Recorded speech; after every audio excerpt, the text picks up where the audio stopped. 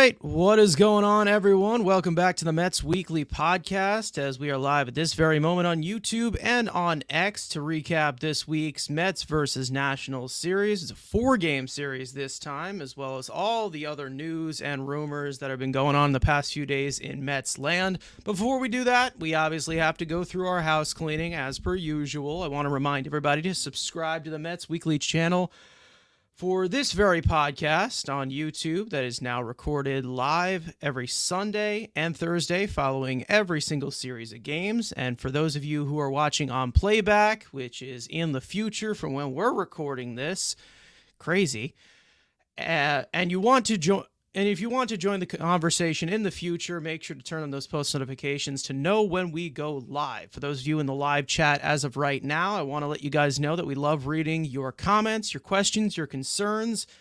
And if you feel like you are being ignored, you're not. They are just being starred throughout the show, so we can just pull up as many as we can to keep the flow of the conversation going. Also remember to follow Mets Weekly on X and on TikTok, which mainly features our co-host who is not here today, Frank's instant reactions after every single Mets game, which is titled The Mets Frankly Post Game. For our audio listeners, make sure to follow us on any of your favorite listening platforms to not miss the audio version of the new episodes that also come out at 9 a.m. the following days, which are Mondays and Fridays. So without further ado, let's get into episode number 30. Jeez. No, we're not that far away.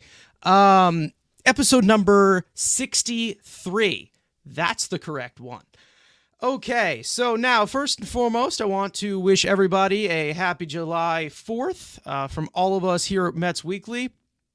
And shout out to everyone who is in here, who stops by, that is choosing to spend a little bit of that holiday talking some Mets baseball with us. So it is greatly appreciated. Now, for those of you who are watching visually, there's an empty panel spot on the screen, and that only means that we have a special guest. Now, this guest has been on our show before, and you may know him from his own podcast where he talks about all the news and happenings surrounding that team in Queens, the New York Mets. Please help us welcome back Anthony Rivera from the Subway to Shea podcast. Anthony, good to have you here. Now, did I do that right? You did. What an intro. I did do it correctly? Awesome, okay, man. Just making sure. I do my research, all right? I'm just letting you know. I do my research. I know my stuff. All right, so Anthony, good to have you back. How are you feeling about the current situation of the team? You can also let everybody know where to find you, all of that stuff. What's going on? Yeah, I am personally great. I know that things didn't work out in DC for the Mets today or yesterday, but happy 4th to the both of you. Happy 4th to your audience. And you can follow me at Subway to Shea on X, TikTok, Instagram. You can watch my podcast on YouTube as well as listen on Apple Podcasts and Spotify. Look, guys, this game that they lost today, I can't really get on them because they have been hitting machines over the last 6-7 days. Been scoring more than 5 runs a game, and this time they just got. And I don't really know. Jose Quintana pitched well, and I'm pretty sure we're gonna get into all that stuff. But they're only, like you have it in the standings here. They're 1 game under 500, but they are still somewhat in the wild card race here. Yeah, and listen, I think that obviously, I believe it was a little underwhelming, of course. Like, I'm not really satisfied with a split. I believe they should have took, 3 out of 4 here. They had a chance to win the first 3, and then it kind of just was discombobulated at the end there. And, they gave away these 2 games, in my opinion. But, Andrew, what did you see on the field these last 2 games, this entire series?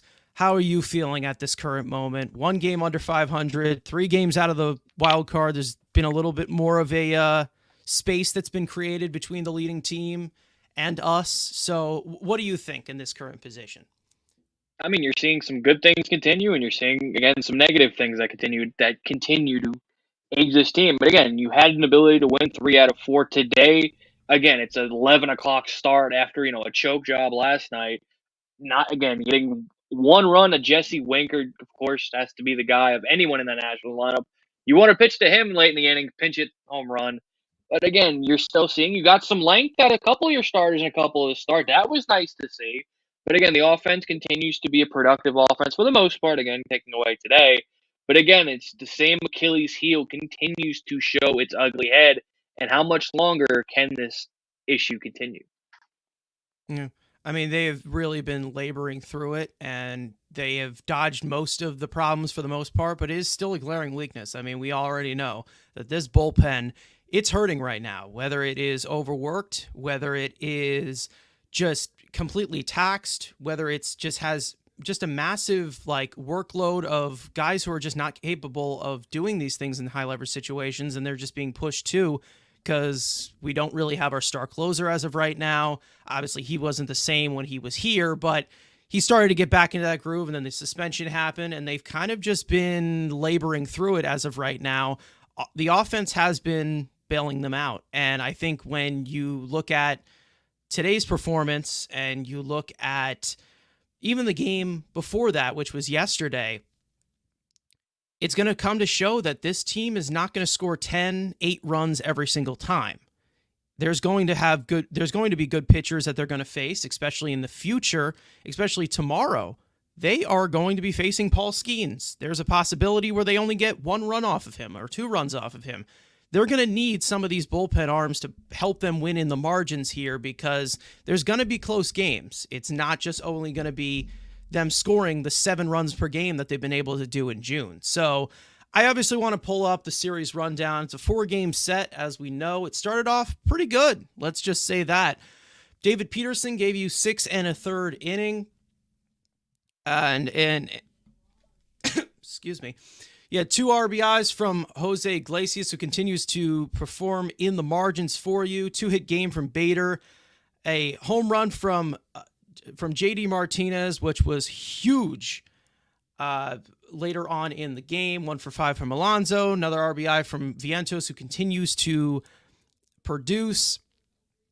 3 RBI game from Francisco Alvarez as well. The Mets scored 6 runs in the 10th inning to basically put themselves in striking distance, but it was a little bit harder to get out of that one because they put in Tyler J, who did not have a good time, but they were able to settle everything down and get the win for the first game of the series. The second game of the series, we got 7 strong from Sean Manaea. Manaea went distance. Hallelujah. 5 hits, 1 earned run. He had another run that was unearned, 2 walks, 5 strikeouts.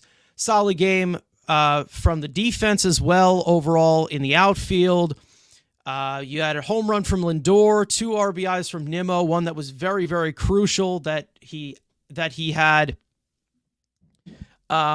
later on in the game. An RBI from Vientos as per usual, continuing to produce. You had a big blow from Alonso as well later on in that game that gave them a little bit more of a comfort lead.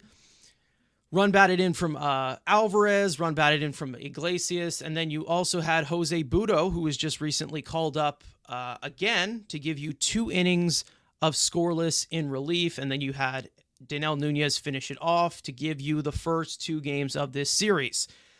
Christian Scott came back for the second game, 5 2/3 innings. He was pitching well, and then he threw 1 pitch as to where maybe he was possibly pushed a little too long than he should have been, but he did give up a big home run later on in that game, and it became a 1-run game. Lindor homered, Vientos homered. It looked like the Mets were looking to run away with a victory as they were winning 5-0, but Washington scored 7 unanswered runs.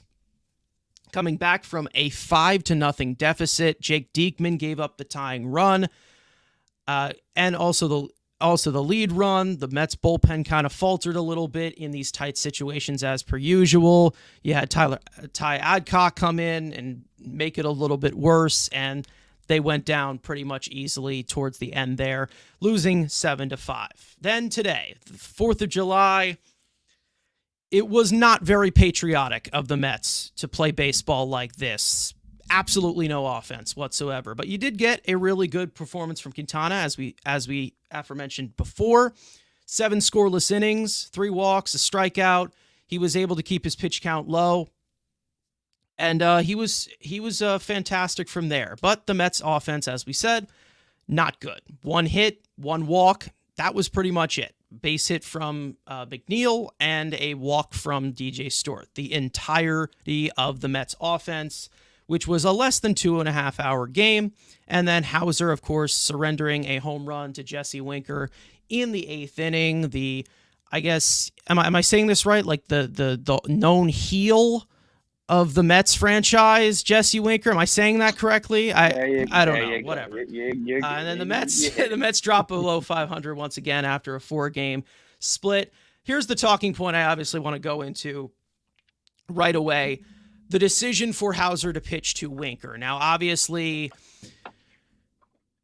he needs the 3-batter minimum rule. You can't just take him out of the game. Obviously, they were expecting to get 2 innings from Hauser. Obviously, with him being the long relief guy now in that bullpen after being in the rotation. I personally would have walked Jesse Winker. As for Jesse Winker in his career, not just complete ownership, but 5 homers against Hauser in his career. He knows him fairly well. And once again, he homers again to make it 6. So I personally would have walked Jesse Winker, especially with, I think it was a right-handed hitter on deck. I'm not sure, but also the fact that this Washington Nationals team is like top 3 in ground ball rate in this entire league. And it would have given you a better chance as to set up the double play ball. That personally, I would have done that. I don't know if you guys agree with me with that. But Anthony, I'll go to you. What do you think about that whole process, this whole series, the main takeaways? What do you got here? So I was outside cleaning some lawn furniture for the barbecue and did not get to see this home run. I probably should have stayed inside because it was 0-0 the whole time. But let me ask you a question. Was there how many outs were there when Jesse Winker came up to bat? 1 out. 1 out? 1 out. Yeah. Look, I mean, you could walk him in that spot. I always say stop nibbling the plate. I would have nibbled with this guy and see if he would have chased or anything like that. The guy has completely not only owned Adrian Hauser, but the Mets. I don't know how it's possible. Yeah. Like, how is this guy? He's not that good. Yeah. Jesse Winker's really not that good, and he continues to crush the Mets every time he gets an opportunity, and they allow him to for some reason.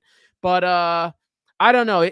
It's a really slippery slope when it comes to this. They just didn't hit.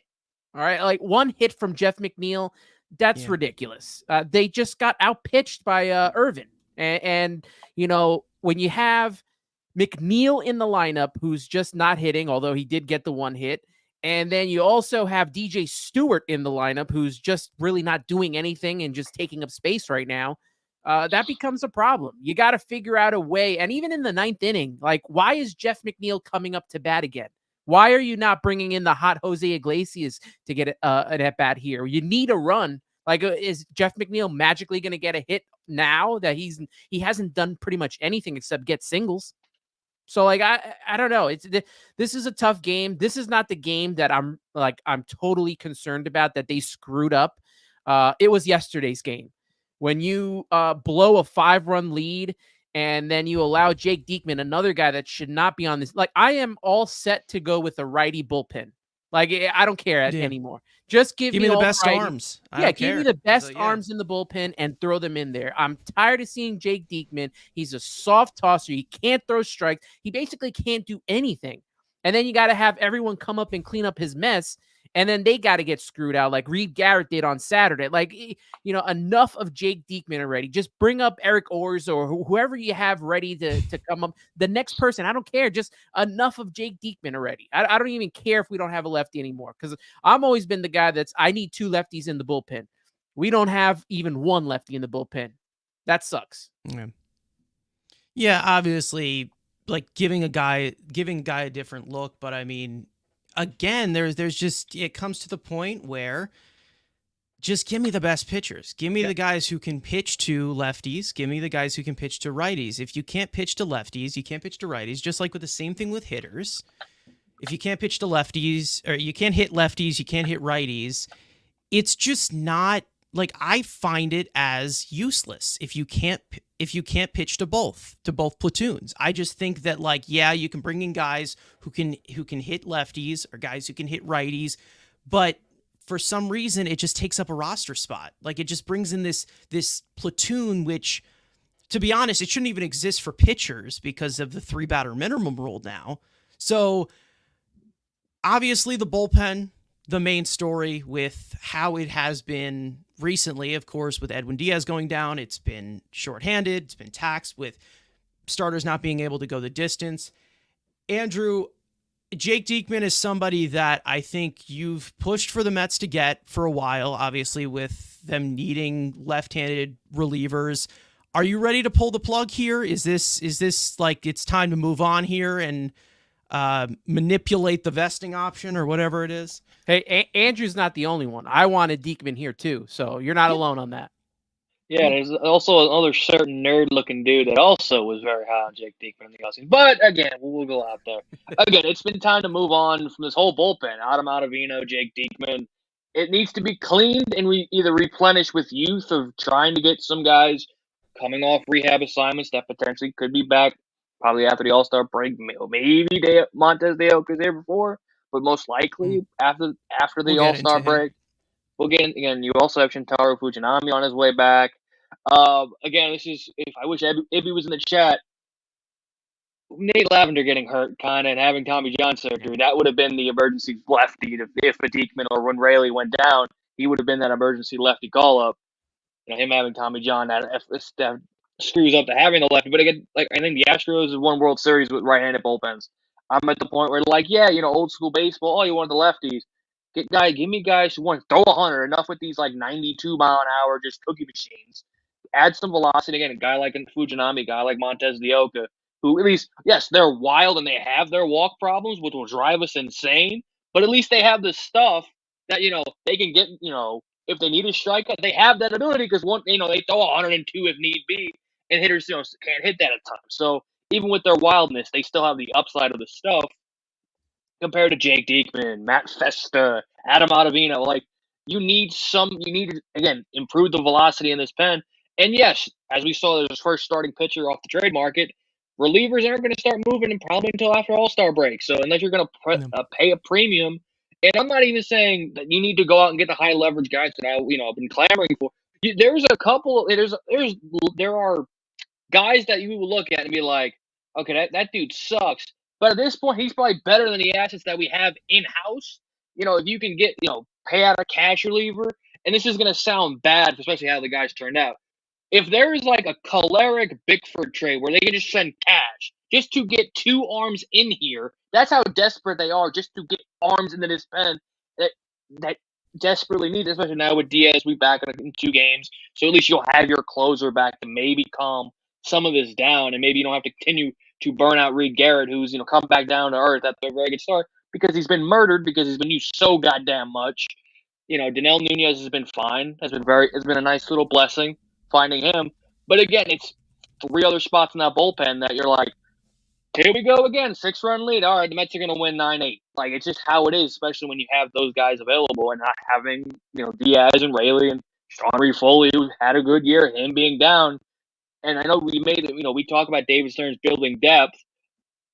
Again, you're just continuing. You're down to like what, your 12th, 13th reliever on the depth chart, especially adding injuries. Like, now you're going deeper and deeper. And yeah, can you find a Danel Nunez? Yeah, but you're finding a lot more Matt Festas and those type of guys because that's what's in the AAA. A bunch of guys that are just trying to cling on to major league careers. Those are the guys in AAA that are going to get opportunities before younger guys. Was it wise to, like, and I know they had to do it, but getting rid of Jorge Lopez, who was the guy that we had at the beginning of the season that they threw him in extra innings? I can't remember his name. Oh God, from Atlanta. That now he's on the Yankees and he's thriving.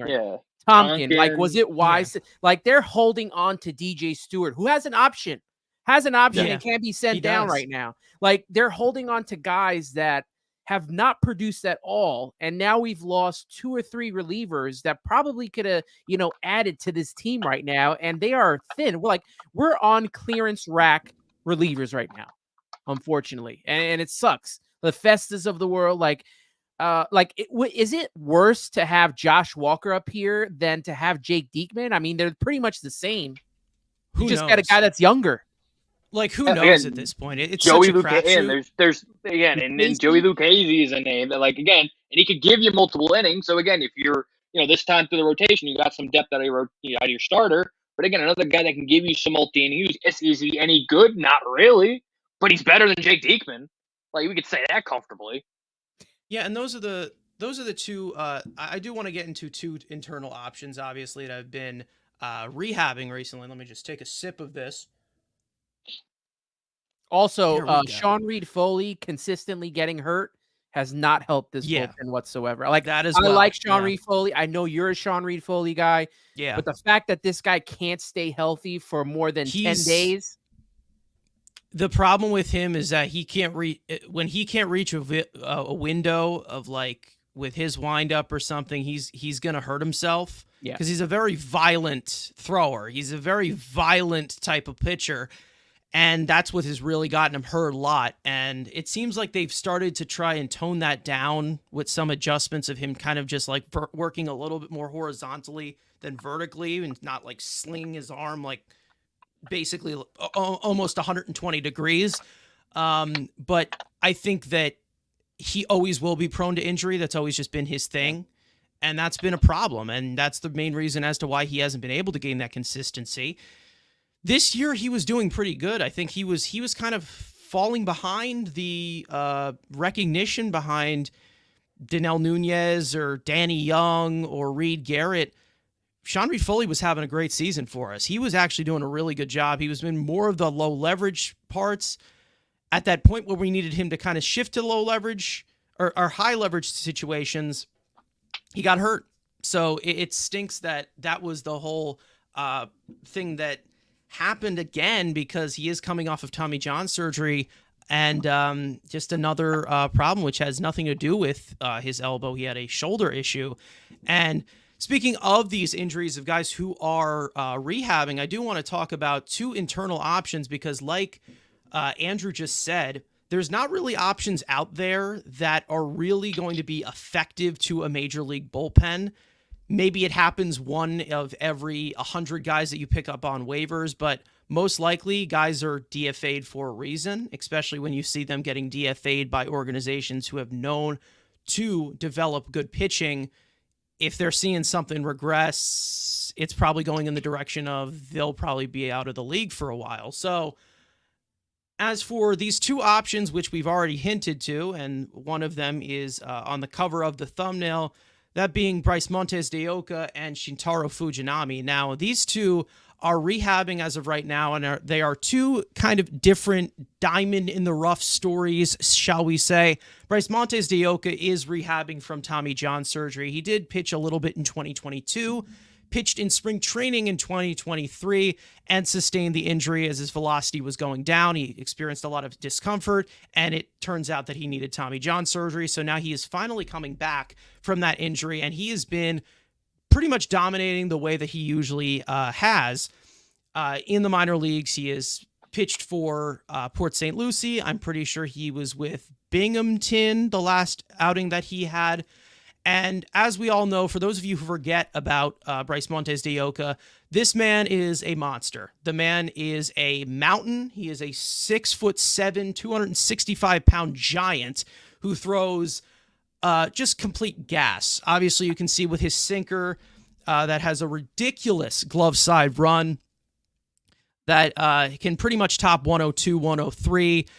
Man is explosive, but the main problem has obviously been the injuries with the recent Tommy John surgery, which was his second in the last 3 years. The man is explosive as all hell, a ridiculous slurvy, sweepy type of slider. Just knows how to tunnel well. Some control issues, but knows how to command the zone. And when he hits those spots, he is just full on dominant. And then there's Shintaro Fujinami, who the Mets picked up on a 1-year deal. Struggled in spring training to grab his footing. He also struggled in AAA. It was not looking good for him, but it seems like he has finally started to settle down into his rehab when he was placed on the 60-day IL with a shoulder strain. The Mets kept him around. I was kind of surprised. I was expecting them to kind of release him at some point because it just was not looking good. But so far in his rehab, Port St. Lucie, I believe he's going to rehab in Syracuse next, along with our top guy, Kodai Senga, I believe at the same pace. But Shintaro Fujinami, we all know he can reach that 102, 103.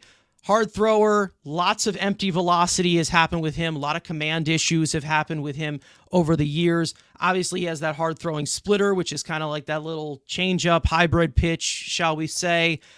Lots of good vertical approach angle, as we can say, hovering around that 4 to 5, which is obviously something that we've talked about a lot on this show as something that really makes or breaks careers. And then, of course, the cutter and the sweeper. Lots of good explosive stuff, lots of strikeout stuff that could be something that is really effective if he does apply it. He's had a lot of struggles at the major league level, but it all really continues to be day by day.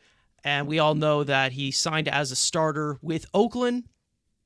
He was probably the worst pitcher in all of baseball, starting as a starting pitcher, moved to the bullpen, then was traded to Baltimore. He started to pitch a little bit better. And now he's back with us. He signs a 1-year, $3.3 million contract with us. Was expected to be maybe a possible piece to the bullpen. Did not really work out that way, but maybe at the trajectory that they're going, shorthanded in the relief, maybe he is a possibility once again because there is upside there. Bryce Montes de Oca, we know. Basically, it's just a factor of staying healthy for him. And these are two possibilities that could definitely bolster this bullpen of put away pitches, strikeout stuff that even though it's not in the strike zone, definitely could generate a lot of whiffs and definitely could bail you out a lot better as compared to a 93-mile-an-hour golf ball that is being thrown by Jake Diekman or a 93-mile-an-hour frisbee that's being thrown by Adam Ottavino, who we all know the story with him. So as for those two, they could definitely give us an advantage. The problem is that on the trajectory that they're going, they might want to slow it down a little bit with them, especially at the pace that they're going. Tommy John surgery with Bryce Montes de Oca. And then, of course, Shintaro Fujinami, who has just struggled all year in the minor leagues. So they might not be here like right away, but they are possible options that maybe you could add to the back end of the bullpen or maybe add to as a featured weapon in middle relief to when Edwin Diaz comes back. The problem is we need those arms now. Now, Bryce Montes de Oca and Shintaro Fujinami, we have talked about these guys before. Andrew, I'll go to you on these guys. Obviously, these guys could obviously help the major league bullpen, but it's really hard to judge what that workload is going to be for these two. Yeah, I mean, again, the desperate need of the major league team should not come over the health of these two guys. Yes, again, they desperately need any sort of help, and I think both of these guys will become contributors. But like I said, I don't think it's anytime soon. I think you're looking at post All-Star break. And can this bullpen survive with, having these two guys be on the way back? But again, you're going to go through a week and a half of games. You're willing to risk it with this pen. You're already a game under. You're going into Pittsburgh facing two of their three best pitchers in that rotation. Kind of a blessing. Obviously don't want to stand up, but Jared Jones good at all three of them. Jones goes on the IL today, so you do be able to miss one of their firehouses. But again, you're facing Skeen, you're facing Keller. So again, runs should be at a minimum normally, but the Mets have been able to beat up on better pitching, so maybe that trend continues. But again, you can't keep winning these games 9-8. You can try to outslug them as much as you can, and you saw it today. The offense does run dry, but again, just to see having these guys as options that maybe Stearns doesn't have to go out, because let's say if he's banking on one or both of these guys giving you some sort of value, maybe does this change Stearns' deadline plan? Maybe he says, you know what? Instead of adding three, maybe I'm only going to add, one elite high leverage guy, and then maybe grabs a reclamation project because he sees the velocity and, the upside of both of these guys, which both guys have crazy upside. It's just they both have one, in Montes de Oca's case, can't stay healthy. And again, in Shintaro's case, A problem that the rest of the bullpen has is a massive walk problem.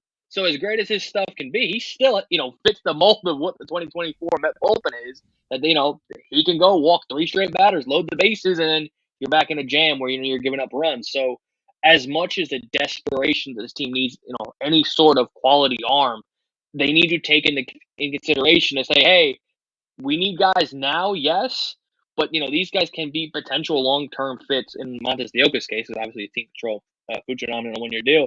That again, with both of the guys having injuries, like it's easy, especially with the velocity they throw. Boom, there's a setback, and then he's gone 3 to 6 months, and then you never see him again. So yes, there definitely needs to be a aggression, maybe push him a little bit, but again, you can't push him so far where you're pushing a setback and you don't see him for 4 months.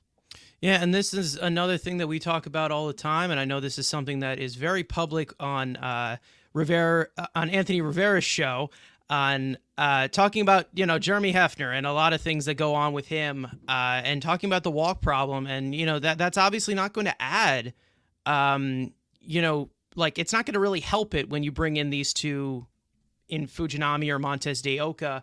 But obviously they could help you in these high leverage situations with the high leverage stuff that they have. Anthony, do these two options, do they make you feel any much safer adding it to the bullpen? Because they are weapons, but there are still some negatives and positives you kind of have to weigh out with this one. Yeah, and I think if Fujinami comes up and then goes I think he gets designated for assignment, then he's done, right? He has no options. I believe so. So they're going to probably have to call him up, if he's activated. So yeah, I mean, so I wouldn't be against that, but yeah, the walks are going to be a problem. It's been a problem with not only the bullpen but the starting pitchers as well, is reason why they're not going deep into games like they should be. Although over the last week we've been seeing 7 innings from Quintana, Sevi, as well as Manaya getting the first time 7 innings. I contribute everything that this pitching staff has done, not to Jeremy Hefner, but to the work that Francisco Alvarez does behind the plate. I mean, have you seen the change in Jose Quintana over the last week or two? That now that Francisco Alvarez is back, this guy has been pitching like the guy we had last year. I mean, I was ready to shoot Quintana into another stratosphere like that. That was at that point, but there's the difference with Alvarez. It's just the impact he makes. Yeah. Unbelievable. Look, I'm not the biggest Jeremy Hefner fan. I don't like that he takes too long to come out and kind of calm his pitchers down when they're in these high leverage, stressful situations. And he comes out maybe after the runs have been given up. So with the other guy, with Bryce, and I even talked to you about it. I thought he was a lefty. I didn't realize that he was a righty when he got hurt. When he got Tommy John surgery, I think that he was on his way to be a part of the bullpen. Was it 2022? Yeah. Right? He had a lights out spring training. 2023 going into, ridiculous stuff. Yeah. Ridiculous. Yeah. So, I always thought what about taking some of these prospects that are starting pitchers and turning them into relievers to start and then build them back up into pieces that could be in the rotation. The Cardinals have done it to success. Other teams have done it to success as well. Why not take some of these guys that are the high touted pitchers, throw them in the bullpen for a year or so and let them build up into becoming starting pitchers again? I mean, what I don't know what else is there for us to do outside of making a trade, which they're not going to do right now because no one's going to be making trades. And the price for some of these relievers are going to be astronomical right now with everyone still in the race. The only thing I can think of is putting McGill in the bullpen. They've already done it with Jose Budo. And that's pretty much it. I mean, what about Andrew mentioned Joey Lucchesi? What happened to Joey Lucchesi? We've seen him. Yeah. We saw him once in spring, and then once during the year, and that's it. Yeah, we've had conversations about this on our show that possibly that this team, they just don't really like him that much. Possibly this new regime doesn't they're not a big fan of him because there has been a lot of guys that have skipped over Lucchesi a lot. Obviously Christian Scott, of course, the high-touted prospect. We've seen a lot of McGill. We've seen a lot of Peterson. We've seen a lot of Budo. So maybe, but when we talk about some of the prospects, there is a prime example of what you're talking about, and that would be Dom Hamill, who has really, really struggled in AAA. Like, I mean, obviously, I talk about the AAA level of how fluctuated that can be, but we're looking at like a 7 ERA pitcher that he has been in AAA. Like, he's been horrendous. And it looks like he's kind of aiming towards possibly moving this guy to the bullpen because the walks have been a problem.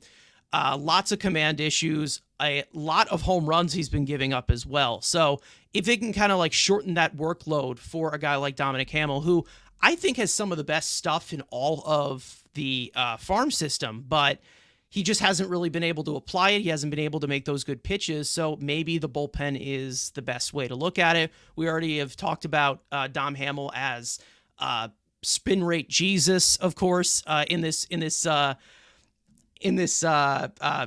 farm system of guys like that, where he did show out fairly well in that, was it Futures game or what is it called? Like spring breakout game or whatever, something like that. So he did show some of the good stuff there, but he just hasn't been able to apply it in AAA. Now, I mean, of course, like I said, with that level, but it's come to a point where he just really it's really been a problem. And I think when you're coming at Dominic Hamill, who is 25 years old, he's not young. I think that if you do see some success out of the bullpen in maybe like these 1 or 2 inning spurts, maybe he is maybe an option as a young piece that is in that range of Dinel Nunez, who's 26 years old, or in their mid-20s, who, as we say, like with the joke with a lot of relievers of them calling them failed starters, maybe that kind of goes into that concept of Dominic Hamill, who hasn't been dominant as a starting pitching prospect in the Mets system for the last few years. He's been solid, but in AAA, he really has not been good. He's been one of the worst minor league pitchers, I'd say. And there's a lot of Walmart greeters. There's a lot of car salesmen in AAA. And that's saying something. So, I mean, Dom Hamill, Anthony, would you see like something like that for him? Because we know the stuff is there for him, but it just hasn't been translated to AAA. Well, you keep talking about like he gives up a lot of walks. Like we're talking about from top of the major league roster all the way through this minor league roster is the problem of giving up so many walks. How has this not, from a organizational standpoint, been dealt with at all yet? Like, I get the high talent that they're bringing in, the hard stuff that they're throwing, but at some point, these pitchers need some sort of finesse and be able to throw strikes. Like, not everyone should not be like, they should not be walking this many batters. And it's the reason why there are 1 game under 500, 3 games out of a wild card. Like, they could be better than what they are right now. And the walks have killed them. Yeah, I mean, when you look at it from like the situational, just as relievers, it's just a lot of really untimely situations that have really happened. Just there's been a lot of times where the Mets would go up, and a lot of pitchers, they would go up 0-2, they go up 1-2, and they end up walking them somehow because there's just, for some reason, they're trying to get that perfect paint chase. And I mean, they were able to get it done for the first 2 strikes with that stuff. So why not somewhat challenge them? Like, well, yeah, we saw your really guy, hard. Right? McGill. We saw it with McGill. McGill has done that too, which is one of the reasons why it's so frustrating with him, is because he does have that stuff as to where he can attack hitters. And for some reason, there's a lot of nibbling around the strike zone as to where they're trying to find this spot, which like 9 times out of 10 or 99 times out of 100, it's not going to happen. Like, it's not easy to pitch. We already know that. It's a regular motion. It's hard to hit that perfect window. Not everybody can be as robotic as the 2018 Jacob deGrom, that whole model. Not everybody can do that. So when you're looking at it from just doing the same thing over and over and over again and expecting that different result, it becomes insane when these walks are creating so much traffic and coming back to bite them. And I get not wanting to give up the home run ball, because that was a problem last year. It was a huge problem last year, especially from our starting rotation. But at some point, you got to attack them. Like, nothing is going to happen if you're just going to sit there and pitch around the strike zone. These are major league hitters, whether they're bad or not. Yes, there's a lot of chasing in this game. Yes, there's a lot of swing and miss at this game. But at some point, when you're just nibbling around the strike zone, these guys are going to work the count against you, and you're going to end up walking a lot of these batters. And it's obviously a prime example of one thing that happens with Ottavino and Diekman. And now it's completely amplified with how much they do it. And Diekman has always had that problem. So is Ottavino. But at some point, if they don't have good enough stuff, what is their point of being here? You know, they don't have the way that they can bail themselves out with this type of stuff, whether it is velocity, extra movement, extra run on a sinker. They just don't have it. And when it's located in the middle of the plate, it's going to get crushed, which I think that's what they're kind of afraid of. They need these pitchers that don't have any fear. And there's not many here that don't have that fear. That's the problem. And I don't know if that's the mentality that is just brought up by Hefner, or, I mean, we've talked about him like just not having a good feel for the mental game whatsoever, and having more of the hands-on statistical approach as to where he's calling a lot of pitches as to the trial and error, and it doesn't seem to be working with any consistency. You know, I think you're muted. And are you muted? He's muted. Yeah, he's muted. Sorry, guys. Right. Look at his, first off, I just want to say we were talking about Lucchesi. 7 innings pitched today, 4 hits, 1 earned run, 2 walks, and 5 strikeouts in his appearance. And I know Andrew posted about Luke Ritter. Let me just add in there, because I have to do it. Luke Ritter did homer. Yeah. I got it. He did homer, his 18th of the year. We got to do it. Yeah, and I just he saw got more. Wait, Syracuse. he almost as many as exactly. Alonso. So, damn. God damn. I bring Jesus him Christ. up and send down DJ Stewart. I mean, he has an option, so I'd give it a try. But any utility player is a better option than DJ Stewart, in my opinion. But yeah, you know, what I was like you going were to say saying when I with muted Joey myself Fuego was that, like, look at the pitcher that Hefner was when he was a Met. I mean, he wasn't that good. He's basically probably putting on the same stuff onto these kids and pitchers, just that average, you know, 5th, 6th kind of starting rotating guy. Like, I don't know. I don't understand the love affair that this organization, and even like the media, like, you know, Andy Martino said, if they get rid of Jeremy Hefner, he's going to get picked up right away. Same thing they said about Luis Rojas, and now he's sitting at third base as the Yankees bench coach or third base coach.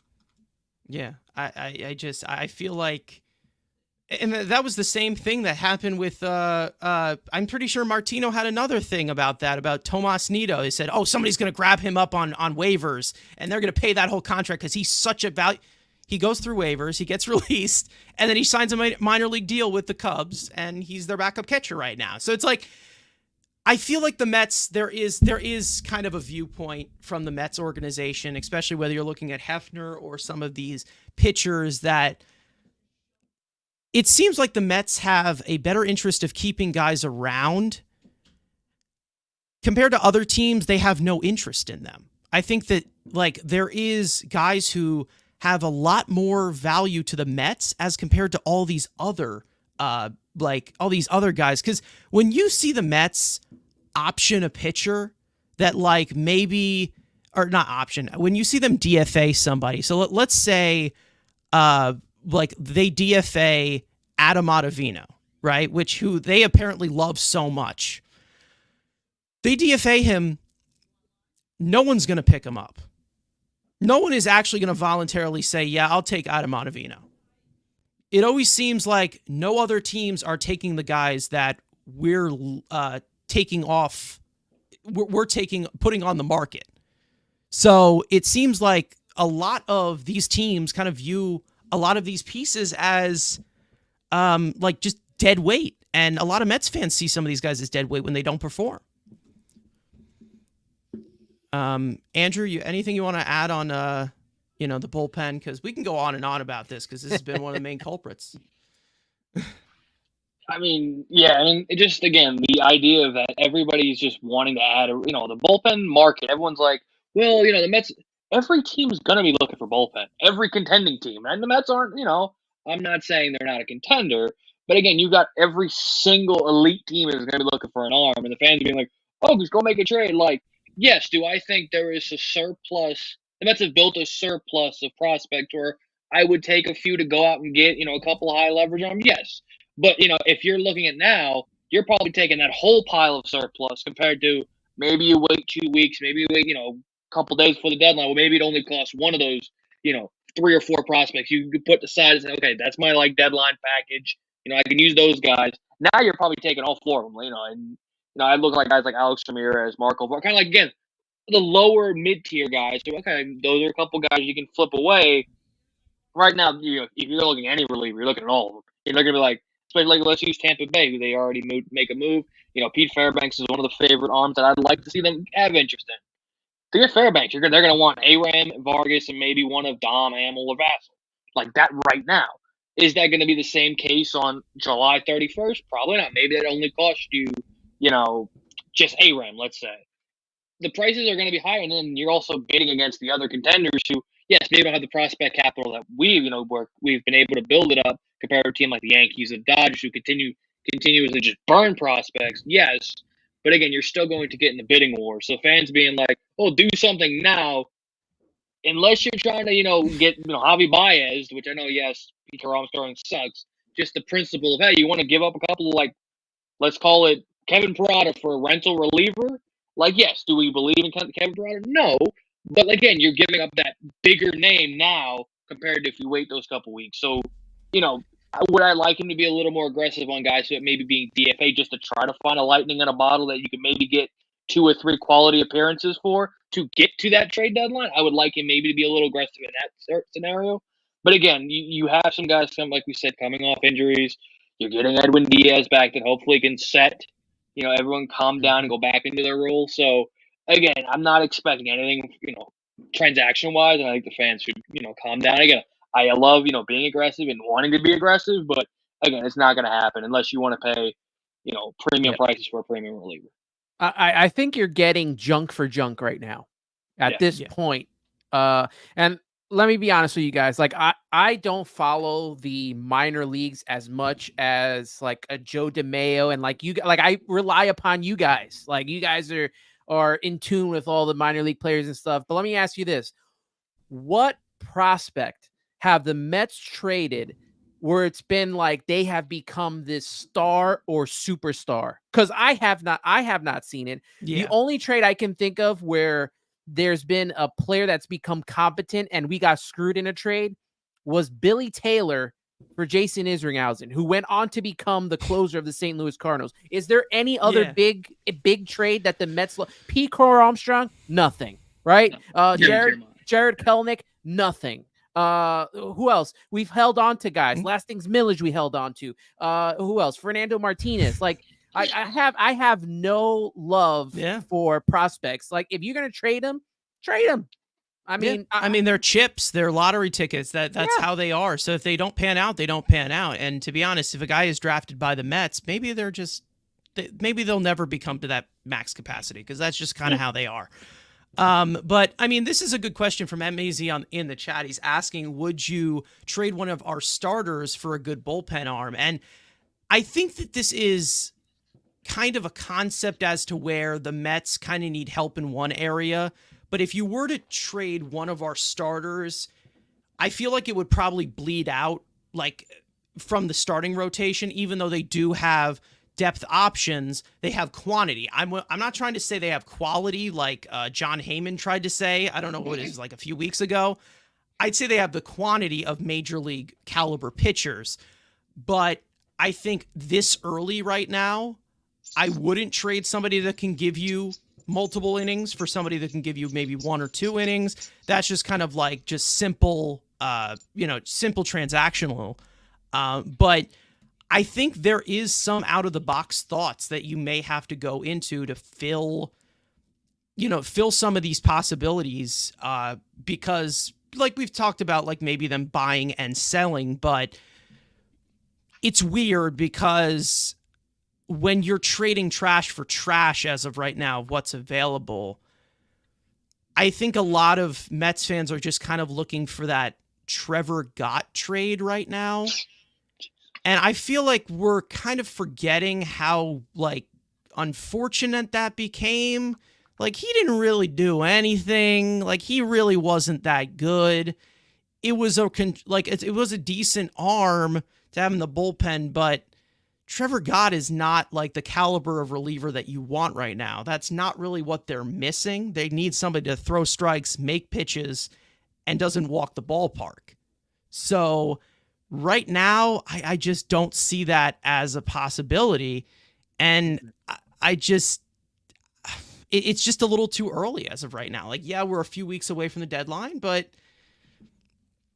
I don't know. I think if you make a trade for a reliever, you're not going to be satisfied with either what you give up or what you get in return. It's just not going to be as great as you think it is. I think that there's an expectation out there that doesn't really exist in the real world of how they can really just fix it. Cause I feel like a lot of people are playing Diamond Dynasty here and they shouldn't be. And a lot of people just talk about that of like, I can trade this guy in my fantasy league and get this guy and be proactive like the GM that I can be. But I just don't see that as a possibility right now, especially with relievers as to where, it's so finicky and you just don't know what you're going to get as that output. And I'm really, I wouldn't see trading starting pitching that always becomes very valuable on the trade market as early as they are. Maybe I'd trade them for some young pieces, like young prospects, but not for relievers. I've never been really one to give up any notable assets, even Kevin Parada, for a reliever. We had this discussion, what was it, last year, of like a possibility of Kevin Parada for Alexis Diaz. Like, come on. Like, that's ridiculous. Like, that's way too much. Obviously, Kevin Parada has dropped recently. Diaz still has the years of control, but trading for a reliever, as much as I love Edwin Diaz, it's not a smart thing to do. It just isn't, and it really just doesn't help you sustain any success whatsoever because of how relievers are. You know? The Mets are going to have to figure this out and piece this puzzle together within house. And I'm pretty sure they have many levels of, okay, we're getting Edwin Diaz back. Let's see how far we are when he comes back. And then when Kodai Senga comes back, we'll see what happens. They're going to see where they're at before they, make any rash trades or whatever. And maybe, when Kodai Senga comes back, maybe they make a 6-man rotation. Maybe the extra day off gives these starters the opportunity to go longer into games. And then you take Tyler McGill and you throw him into the bullpen. And he could be another multi-inning reliever. And then you have him, Hauser, and Daniel Nunez, as well as Jose Buto. And these guys can pitch multiple innings. That's the only thing I can think of as of right now, because they're not going to get rid of Jake Diekman. I mean, they would have done it already. I feel like Adam Ottavino's had a huge leash even from last year. So they're just not going to get rid of these guys, unfortunately. Like Diekman and Ottavino are last year's Dominic Leone and Trevor Gott. They were not getting rid of them. Eventually, we traded him at the deadline. But how long did we have Dominic Leone mess up games for us for? Leash was way too long. Yeah. Way too long. Yeah. Yeah, I mean, when you look at the Mets bullpen right now, they're obviously waiting for Edwin Diaz to come back. We already know that the closer will always shorten up the game. Edwin Diaz looked to, grab his footing a little bit before he got suspended. So, I mean, as of right now, let's just say this has been a long 10-game stretch, like a 10-game window. It's been long. Like it's been quite a quite a journey so far, and it's not even over yet. I think we have 2 more games left of this, or 3 more games left of this. So it's not going to stop here. So when obviously the Mets have had their offense to bail them out in a lot of these situations. But with the bullpen, you need a lot of these high leverage situation guys who can come through for you, especially when you're talking about a lot of relievers for the postseason. Mm-hmm. That is going to be a main factor because you need a good bullpen in order to compete in the postseason, whether you have the hitting or not. You need those guys who can lock down these one-run games, these tie games. Right now, you only feel good with a 10-run lead as of right now. Like if you're up 10-2, there's a possibility you win 10-7. Like right now, it just seems like at the end with this bullpen, wing and a prayer, let's just try to have more runs than the other team. That's literally how it feels without Edwin Diaz, with a lot of these guys taxed, with a lot of these guys being overworked, with the rotation not being able to give you distance. You got a little bit better of it in DC here. You did get some length for your rotation. 6 innings from Peterson, 7 from Minaya, 7 from Quintana. So it's a little bit more rested going into Pittsburgh for those last 2 games without Diaz. But I'm really at some point they're going to have to address this. They're going to have to make some moves, whether it is savvy, whether it is frontline. This is another option. Obviously, Tanner Scott's going to be out there. I don't think he's going to be traded right now. And I don't know if the Marlins would be willing to trade with us. Yeah. And Scott is going to have a big ask. Yeah. I mean, and I'm going to ask Tanner Scott because Tanner Scott is going to be a big commodity on the trade market because the Marlins just being so bad of a team. Andrew, what would you let's say Tanner Scott gets traded to the Mets tomorrow, right? What would be the package that they would be willing to give him up to the Mets? What would you think it would be? A month before the deadline. A month before, we're saying today. So in about 20 minutes, he gets traded to pass a notification. Knowing, I guess, Peter Bendix being, the former going from the race, you would think they would want young, athletic. You're probably starting maybe Alex Ramirez, maybe even closer to Colin Houck, again, for today. But you also have the problem, he's a rental. So maybe, again, let's say Aram is like the base. He's only getting them for 2 months and whatever's left in the, pretty much 3 months. We just got into July. So you're already starting with Aram. Moving, probably they look at one, maybe a Ronald Hernandez or maybe again Dom Hamill, Calvin Ziegler, into that pitching depth. So, and okay, maybe I'm the only one here because yes, Tanner Scott is having an amazing year this year. I want nothing to do with Tanner Scott because he's a guy again, lefty. He throws. He's having a great year. I get what you mean. Has closed, can close games. This motherfucker walks the ballpark too, and I do not want another one. If I'm adding a premium high leverage on, Tanner Scott is not the guy I'm going after and getting. If I'm getting him for cheap, which is not going to happen, again, you're looking at the big teams are going to be interested. The Dodgers, the Yankees, we'll have some interest. The Phillies maybe in the conversation. The price of again, you have to play in division tags. Plus, again, him only being a rental.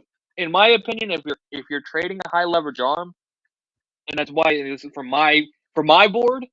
I am not touching a rental. There's only one rental I'm touching, and that's maybe Yimi Garcia, because maybe you can get him cheap in Toronto, but I am not touching any of these rental relievers. If I'm trading a premium asset, I'm going for term. That's why I'm continuing to bang the Tampa Bay guys. There's a few guys in the, Michael Kopech's kind of in the same level of Tanner Scott, where, he's got good stuff. He's walking the ballpark. There's a couple of Giants relievers. The Giants continue to fall back. And especially there's a couple really with bigger contracts, maybe you can give up less because they have a bigger maybe mutual option or player option going in the next year that brings the price down. And again, the Nationals, we're not even going to talk about those guys because, Mike Rizzo would rather kill himself than make a deal with the Mets. So there's still plenty of guys out there. And Tanner Scott, again, it's the sexy lefty because, again, we need lefties. I can name you 3 lefties right now I'd prefer over Tanner Scott. What's it called? Garrett Clevenger from Tampa Bay, again. Solid 3 years team control. I'd rather, again, do I love Andrew Chafin? No, but it's a rental, but it's not going to cost me anything. It'd be Detroit. Yeah. Here, have him. Again. Maybe a vaccine it might cost you. I don't know. Yes. My personal kind of low-key favorite and the only rental, again, another one of the rentals I'd like, I'm calling San Francisco about Taylor Rogers. He's got a big option for next year, making his price cheaper. So if I'm looking for relievers and premium high leverage guys, do not talk to me about rentals. I'm not giving up premium assets. I will put one rentals. name out there, and then we'll obviously move on from the bullpen talk, because like we've said, we are an hour into this. We can talk about this forever. We really can, because it's been the main bugaboo of this team as to why they're probably not as good as they should be, especially with this offense. And this is mentioned Mason Miller. Mason Miller is going to be a big commodity as well. They're going to ask for a lot for him. It is the A's, because they'll pretty much take any scraps for anything because they don't really care. And with the A's, I also do want to point out another name that I'll put out here.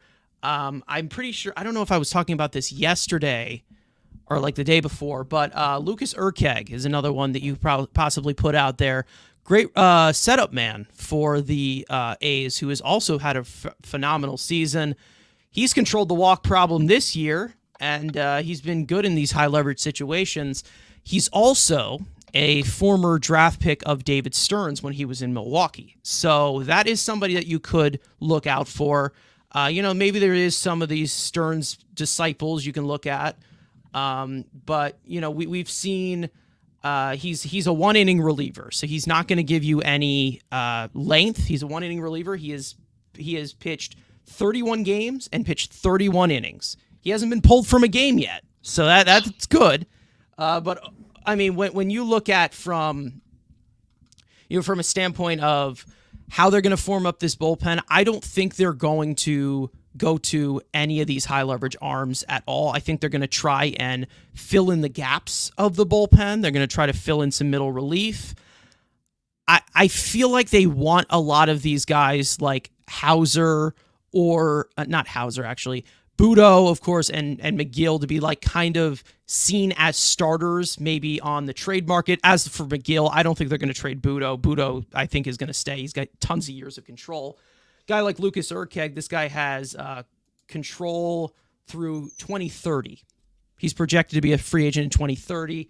He's not arbitration eligible for another 2 years. So that is a piece that you possibly can look at of someone who can also throw you some gas as well, but doesn't walk the ballpark, is in big high 90s. I'm pretty sure he can touch 100. So that's a strikeout type of guy you can put out there, like those 10, 11 strikeout per 9 type of relievers. And, of course, and this is another thing that you can talk about with Mason Miller or Lucas Urkeg or whatever you're talking about. Pitching in high leverage in Oakland is way different than pitching in high leverage in a market like New York City. And that's a really good point. That is a really good point. That's something you can also look at, and not to mention the mental game that we talk about with Jeremy Hefner all the time. Doesn't seem to have much of a feel for it. I mean, that's from my observation. Maybe there's a different story from inside the clubhouse because I'm not inside the clubhouse. But, I mean, it's also something you also can think about. Coming into a new team in a big market with high expectations, a huge stage like that, that's another thing that where you kind of can look at it from... Maybe we go internally here. Maybe we don't move some of these pieces for some of these guys that buckle under pressure. Like one example, Michael Gibbons, who came here. When he started off here, it was a disaster. I mean, it was a disaster. The guy was just like the only guy that they brought in here. Obviously, brought in by Epler. Different story, different situation. But some of these relievers that come in here who are not like the main guys. I mean, sometimes they melt down in New York. It happens. Yeah. Sometimes they're great, like Addison Reed. Sometimes they're not, like Michael Gibbons. So it happens. And that's also another thing you got to think about. I mean, that's also one piece that of information that doesn't get thought about in terms of managing the assets on the roster. And that's why a guy that should always be on the list is David Robertson, who's pitched in New York, and he's always being traded. Could that happen again? Maybe. I'd do it. Maybe. I'd do it. Maybe. The guy Why already not? proved that he could pitch here. And you talk about Tanner Scott. I just want to bring up his stats because Andrew mentioned his walks. Last year, 78 innings pitched, 24 walks. This year, 37 innings pitched, already 23 walks. So he's throwing a lot harder too, I think. That's probably why, I believe. Yeah. But, I mean, yeah. Again, give me David Robertson. I'll take it. Yeah, I mean, David Robertson also has had an occasional walk problem, but he's able to get out of these situations a lot because he just knows how to make pitches. Like, he knows how to make pitches, and that's what makes him such a great veteran piece. And he's on a 1-year deal with the Rangers. The Rangers, they're in flux right now. They have not been good, even though they won the World Series last year. Same thing goes with the Diamondbacks as well, which is kind of crazy how baseball works in that matter of sustainability. Maybe that is somebody that you consider. I mean, maybe it's a consolation prize for them stealing our lovely Jacob deGrom. I don't know. Maybe that's what they have to do, because, when I look at the Mets bullpen, it's really hard, because you want some of these young arms, these young explosive arms like the Danel Nunez and the Danny Young, who have a lot of upside.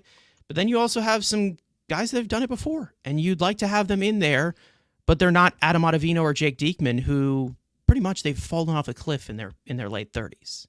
I think they need to find that median, and I trust David Stearns to do so.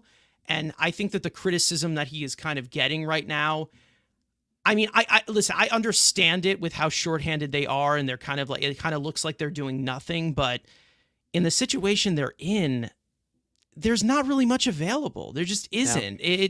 It's the reality of what you're going to get is Tyler J. You're going to get Matt Festa. You're going to get these types of arms that they're just going to probably make matters worse, and they're AAA arms. That's where they belong. Is Aaron Loop anywhere? Is he still with LA? Is he with... Is he still pitching? I don't know. Does Aaron Loop still pitch? I mean, Hefner was there when Aaron Loop was doing well. I don't know. I think he's available. He's a free agent. Horrendous There's year a reason with for that. The Angels last year. But I mean, I wouldn't sign somebody cold off the street here, because he is 36 years old. He's not young. He had a 6.10 ERA last year. Wow. Jeez. For Anaheim. I mean, looking at it, people were upset that we didn't sign him. Wow. 384 from his .95 ERA with us, went to 384, 610. Yeah, I mean, he wasn't going to repeat what he did. It wasn't going to repeat what he did, but he got paid. Obviously, the Angels are not the model organization for pitching. They are horrendous, and I actually despise them for how many careers they have wasted. But I don't know. I think signing a guy off the street, it's kind of hard to measure that up. I don't know where Aaron Loop is pitching as of right now. Is he in the KBO? I don't know. But where's Joely Rodriguez? I don't think that's the best way to... Joely Rodriguez, is he available? That's what I mean. A lot of these guys who are the Mets rejects, doesn't seem like anybody's anxious to pick them up. I think he's with Boston right now, and he was outright at AAA. I think they DFA'd him or something. Yeah, 6.55 ERA. Oh, yeah, boy. I mean, this is what you're looking at right now. What is available? What's available? What is on waivers? It's not it's just not really that good. It really just isn't. It's not anything worth noticing as to where this is going to make an impact to a hurting bullpen. It's just going to add to it, if anything. And then you get that one guy out of 100 that does well for you, maybe a few good weeks of that Adonis Medina type reliever. Yeah, it just doesn't happen. It's just not something that happens well. So they're probably going to have to wait till the deadline and fix this internally. But right now they're just going to probably have to just roll with it. And I think that's kind of how you look at it. It's unfortunate. It is. But that's kind of the position they are in, about a few weeks away from the deadline. Now, talking about tough situations, I want to talk about some positives. And that obviously has been this sort of rise of clutch hitting, this high leverage hitting that the Mets have really done fairly well with. Obviously, these last two games are not a good example of that. But with the clutch hitting of situational hitting, we've known that this has been a very big, not just problem, but it's more of just an inconsistency for the last few years of the Mets cashing in with runners in scoring position, buckling down and doing the right thing and, finding their pitch, putting the ball in play to get those runs in these tight games. And they've been able to do that fairly well. And I do want to look at it from how they've looked from the league. And they haven't been the best at it, of course, because they had a little bit of an ice cold start. But in the league, if you look at the Mets coming up clutch, as you can say, from high leverage situations, which doesn't even include like just runners on base, but just in general of high leverage situations, they're pretty much top 10 in every single category besides batting average or on base percentage. And when you look at it from high leverage situations, the only thing that really matters is the results. When you get that result, you need to drive it in, and they're able to do these things against whether it's high leverage pitchers or in these late and close situations. Of course, the guy being highlighted that's in the middle there, Harrison Bader, has been one of the main catalysts for this situation where he's come up fairly big for us. Obviously not slugging as much, but he's been able to get the big hit when it's mattered. Obviously, Starling Marte, who has always been one of the best high leverage hitters in all of baseball for a long time throughout his entire career, who has been one of the main reasons as to why. They're two guys that you can obviously point out who have not really come through in these high leverage situations. One has done it fairly well recently, but one that we can obviously talk about, that being Pete Alonso, who has not been himself. He definitely hasn't, especially with runners on base. Whatever situation you're talking about, he's been more of a low leverage bat this year. And the fact that they've been able to work around that without him getting the big hit is pretty impressive. Of course, Vientos has been a great high leverage hitter this year. JD Martinez has always been a great high leverage hitter, always knows the situation, even though he did take that third strike last night, which was very, very puzzling and frustrated me. Francisco Alvarez has been somebody who's come up big fairly for them. And then, I mean, you look at just from the runs being batted in, these timely extra base hits, whether you're talking about weighted runs created plus, the slash line, there's been a lot of production from a lot of different players on this roster. And it is kind of weird as to where Alonso hasn't been in the middle of it, which is weird. But collective as a unit, they've been able to drive a lot of these runs in, and it's produced a lot of offense, a lot of timely offense. Anthony, what do you think about how this offense has looked, especially in these situations? The approach, it's looked a lot better recently, especially in June. Yeah, the approach, the way they've been hitting, all can be tracked back to their hitting coach, which is JD Martinez. Right. I mean, yeah, of course. Absolutely. Yeah, JD Martinez has been working with this whole entire team. The way they've been hitting, man, I am very impressed over the last couple of weeks, how they've been able to, come up with some clutch hits here, especially with Pete Alonso being so mediocre. I mean, like, could you imagine Pete Alonso being Pete Alonso from either last year or the year before, or even 2021, 19, like it'd be a whole, like they'd be scoring like 10 runs a night. But he has really, and forget about Jeff McNeil, who's been like an automatic out outside of today. Of course. Excuse me. But throughout them scoring all these runs, it's been very quiet that Pete Alonso has really not been a part of this offense, doing pretty much anything outside of that home run he hit in extra innings. And they were already up by 4 or 5 runs at that point. So like, if he can get himself going and be the Pete Alonso we know he can be, because at some point he's going to have to carry the offense. JD Martinez has already done it. Brandon Nimmo has done it. Francisco Lindor has done it from the top of the order. And you can even account to Francisco Alvarez and Mark Vientos getting clutch hits. Pete Alonso has just been playing out this season, it just feels like. And I hope he can get it to himself together. I don't think he's going to get traded at the trade deadline. But I also don't know if he's going to get a contract. He's definitely not getting with the money he wants from the Mets. That's for sure. Yeah.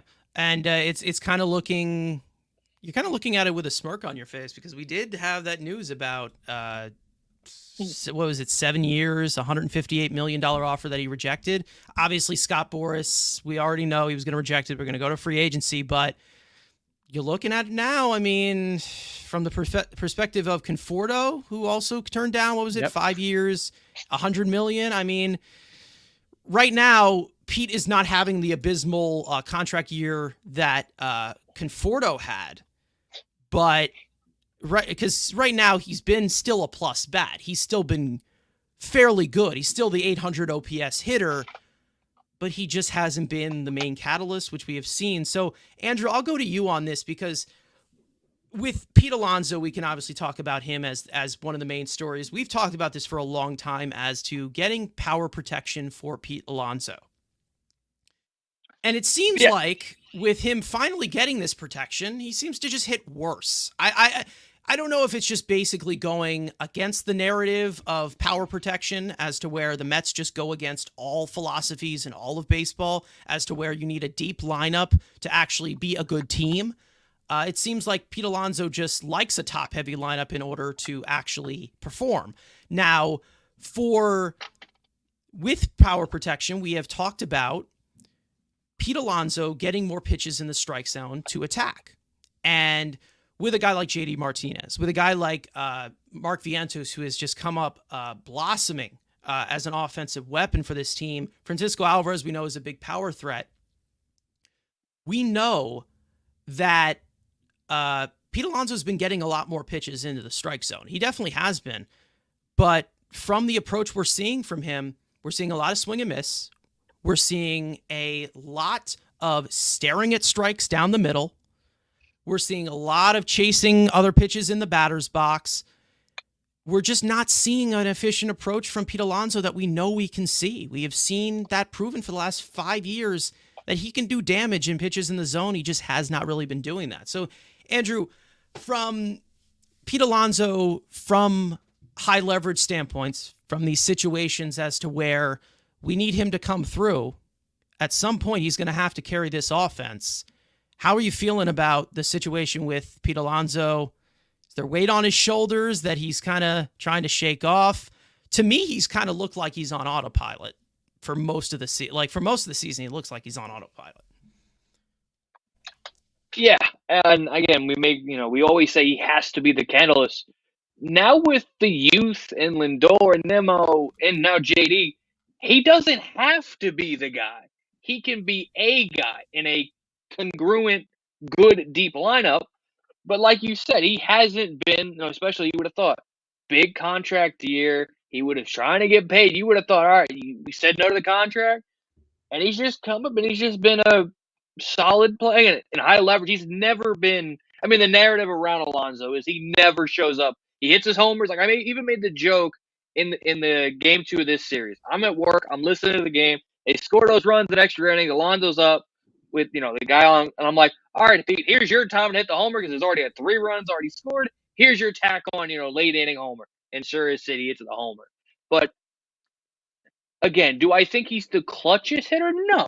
But again, we've seen it in the past in 2021 when he has to be the guy, he can do it. But is this, again, like you said, maybe it's in his head. Well, it's not in it. Well, maybe the contract obviously is in his head. But the fact that he is not needed to be the guy anymore. Does he where he can take the adjustment? He's not making the adjustment. He says, hey, I got Alvarez hitting behind me who's been productive and high leverage and is just a great hitter. Mark Vientos, is it the pressure's off him being like, I have to come through, or be like, well, I got, Alvarez can pick me up, or, Vientos, or hell, Jose Iglesias at times can pick me up. Is that maybe getting in his head where he's been going from the guy that he can't just be a guy? Again, there's a million things. He's dumber than a box of rocks. We know this. God knows what's in his head. No one needs to know what's in his head. But again, he's still providing power. I was trying to find something. As you've seen, I got Savant pulled up. All of his numbers is continuously to regress. Yes, the batting average has gone up this year from past, but the OPS continues to regress. The power numbers are always going to be there because that's what Pete Alonso is. He could be a Kyle Schwarber, but maybe not walking as great as it, but at the end of the year he's going to have 35 plus homers. That's what he is. Again, is it the adjustment factor that he just can't, that he's not used to and just can't get over the fact that, okay, I don't have to be Superman. I can be Robin. And again, the offense has been better with that. We've seen, the youth. Again, there's a million things. And again, with Pete Alonso, there's 1,000 things in his head. But again, as long as he's providing the power, that's what you supposedly pay him to do. Again, he's the bopper. The RBIs are, going to come in special situations. And again, he doesn't have to be the guy because there are more cooks in the kitchen compared to he was the only cook in the kitchen with a bunch of bums that have been in that lineup where he was told he has to be that guy. He just can't be a guy anymore. Again, there's a million things. As long as he's still hitting homers, yes, and high leverage, again, not amazing. He's league average or slightly above, which obviously you want that. Again, the only batting average I give a shit about is run at risk what are you doing in risk? And obviously the Yeah. WRC plus like 103 or whatever it was. So a league average bat in high leverage. A lot of walks in high leverage. They obviously pitch around him in those high leverage situations. Leverage spot. Yeah. And again, it's just with Alonso, we know who the bopper we know. Obviously, again, there's a million things, but definitely again, the power's there. That's all I really care about. Again, with this lineup of the improvement of Alvarez and Vientos makes it a lot more cushion the fact of the regression Alonso has had in it. But again, you're seeing a better offense. So I think, yes, we can nitpick Alonso. If the offense is still good, and it has been, if we're nitpicking a good thing, again, like at this point, I'd prefer a deeper, more coherent lineup than Alonso, Alvarez, and then, Jeff McNeil. Like, I like that now that there's some depth and there's production and high leverage. And there's other options where, again, there's less off his plate. And I don't think that's a bad thing. And again, would you like better numbers? Of course. But I think, again, in this situation, he's still being productive. He's still hitting for power. That's all we can ask for. Yeah.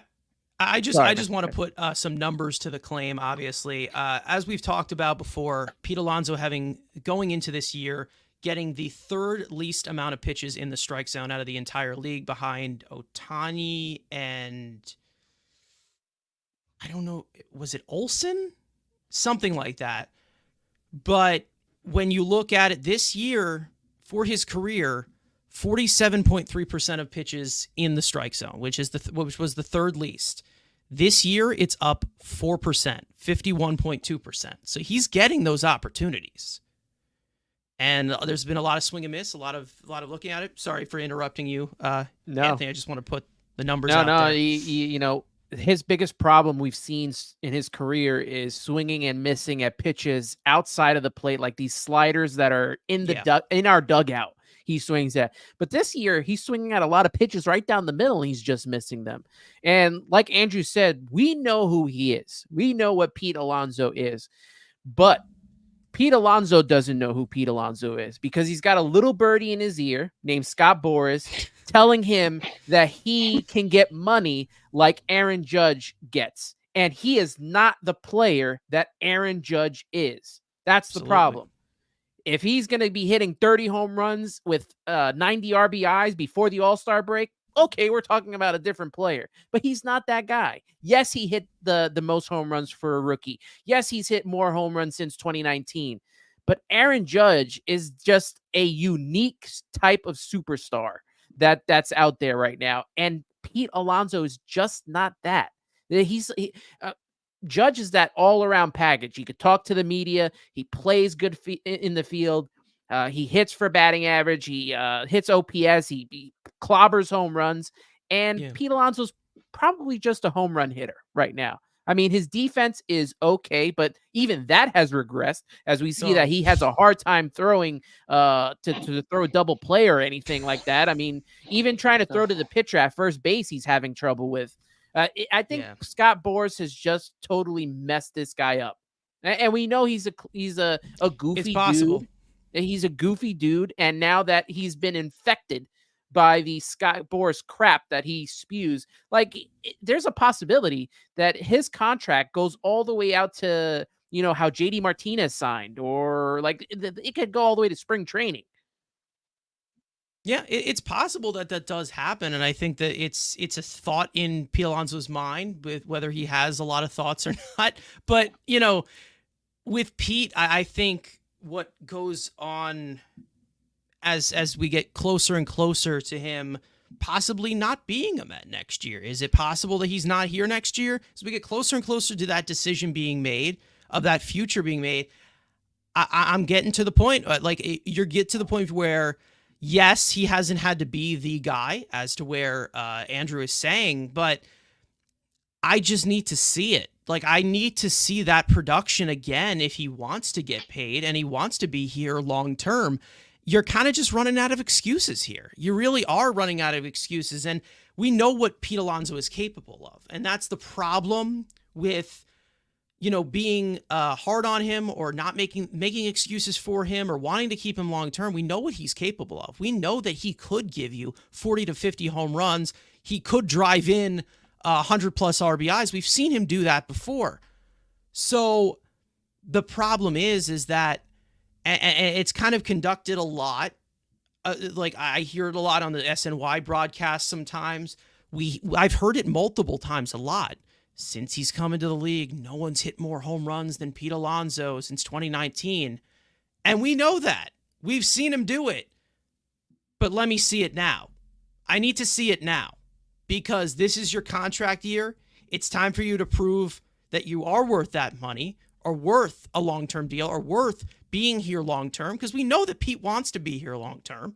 Absolutely. Loves being a Met. Maybe a little too much. But when you look at it from whether it's statistical or what he's providing for this team, he needs to be one of the catalysts for the offense, or he's not going to get what Scott Boras or he's asking for.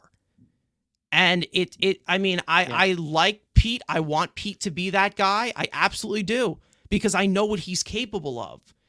But if it's not meant to be, it's not meant to be. I need to see that production that you had for maybe 2022, something like that. Like, we're not seeing, I wouldn't say he's regressed as a hitter, because I think that eventually he's going to figure it out as the hitting profile that he has, of the natural ability that he has. But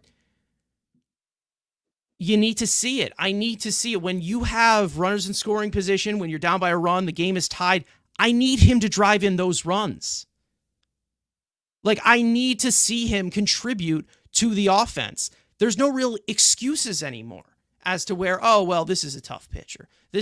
You're supposed to be the guy. You need to contribute to this line. You need to contribute to this offense. You need to be the top guy, whether you have these young guys or not. It's hard to rely on some of these young guys because sometimes they slump. This is an established power hitter. I need to see the results, or the result is going to be you're playing for another team next year. Because unless he comes back or not, I mean, it's really hard to keep making these excuses. It really is. Yeah, it's just like you mentioned, like with the whole Conforto thing. I mean, obviously Pete Alonso's having a better season than Conforto did. Like, Conforto had an absolutely awful season with not taking that contract that they offered him. But like, if you really want to be here, if you want to be a New York Met, then you should have taken the contract that was offered. I get trying to get the most money, but if you want to be here, you need to take the contract that they're offering you, because let's say you do go and get the $300 million. Is that team that pays you that going to be able to afford other players and now try to make a run at a postseason? Like, do you want to win a World Series? Are you just padding your numbers? Like, what are you trying to do here, Pete? That's the thing for me. Like, Scott Boras has already proven this all season that like the shine is off his, being the great guru agent. It's over with. Teams know how to play him now. They didn't know how to do it in the past. They know how to do it now. Yeah, I think that the desperate measure comes down, especially when you have a lot of young talent coming through the minor leagues and you have these veteran guys who are trying to get paid that are represented by Scott Boras. There's a lot of young talent out there that you can develop yourself. And I think that a lot of other teams are doing that fairly well, a lot better as compared to what they were doing like 5 or 6 years ago. So, we're seeing a lot of these like rising stars in this game that are very young, coming from a lot of separate different organizations. The Orioles have done that. The Pirates have a lot of young talent. We don't know where it goes anywhere, but these are like generational type of talents, like Paul Skeens, who we're going to face tomorrow. That's a generational arm right there. O'Neal Cruz, that's a different story. He struggled at the major league level. He's had a lot of inconsistencies, but he has the potential to be a star. So there's a lot of these young guys. I mean, what the Orioles have done with tons of their draft picks, I mean, it's been incredible. Even you're seeing the Royals get, good with a lot of their young pieces like Bobby Witt, or, like you're seeing, but I'm just saying, like they're seeing a lot of franchise cornerstones come out of a lot of different organizations that are homegrown. And I think that that's kind of weighed off the Scott Boras market a little bit, of guys who, maybe they're approaching their 30s and they're about to get paid, but I got a cheaper version of this guy, or I got a cheaper piece of talent that can transcend this team without even paying that much money. Obviously, I would have to wait, of course, for them to develop. Maybe they pan out, but there's some teams that have taken that route. They have a team that tanking route of getting these draft picks, these young players, and they've looked to more upside than what the player has done. And I'm kind of looking at upside as well more now, especially with Pete Alonso, because we know what he's done. Again, like I said, no one's hit more homers than Pete Alonso in the majors since he's made his debut an opening day in 2019.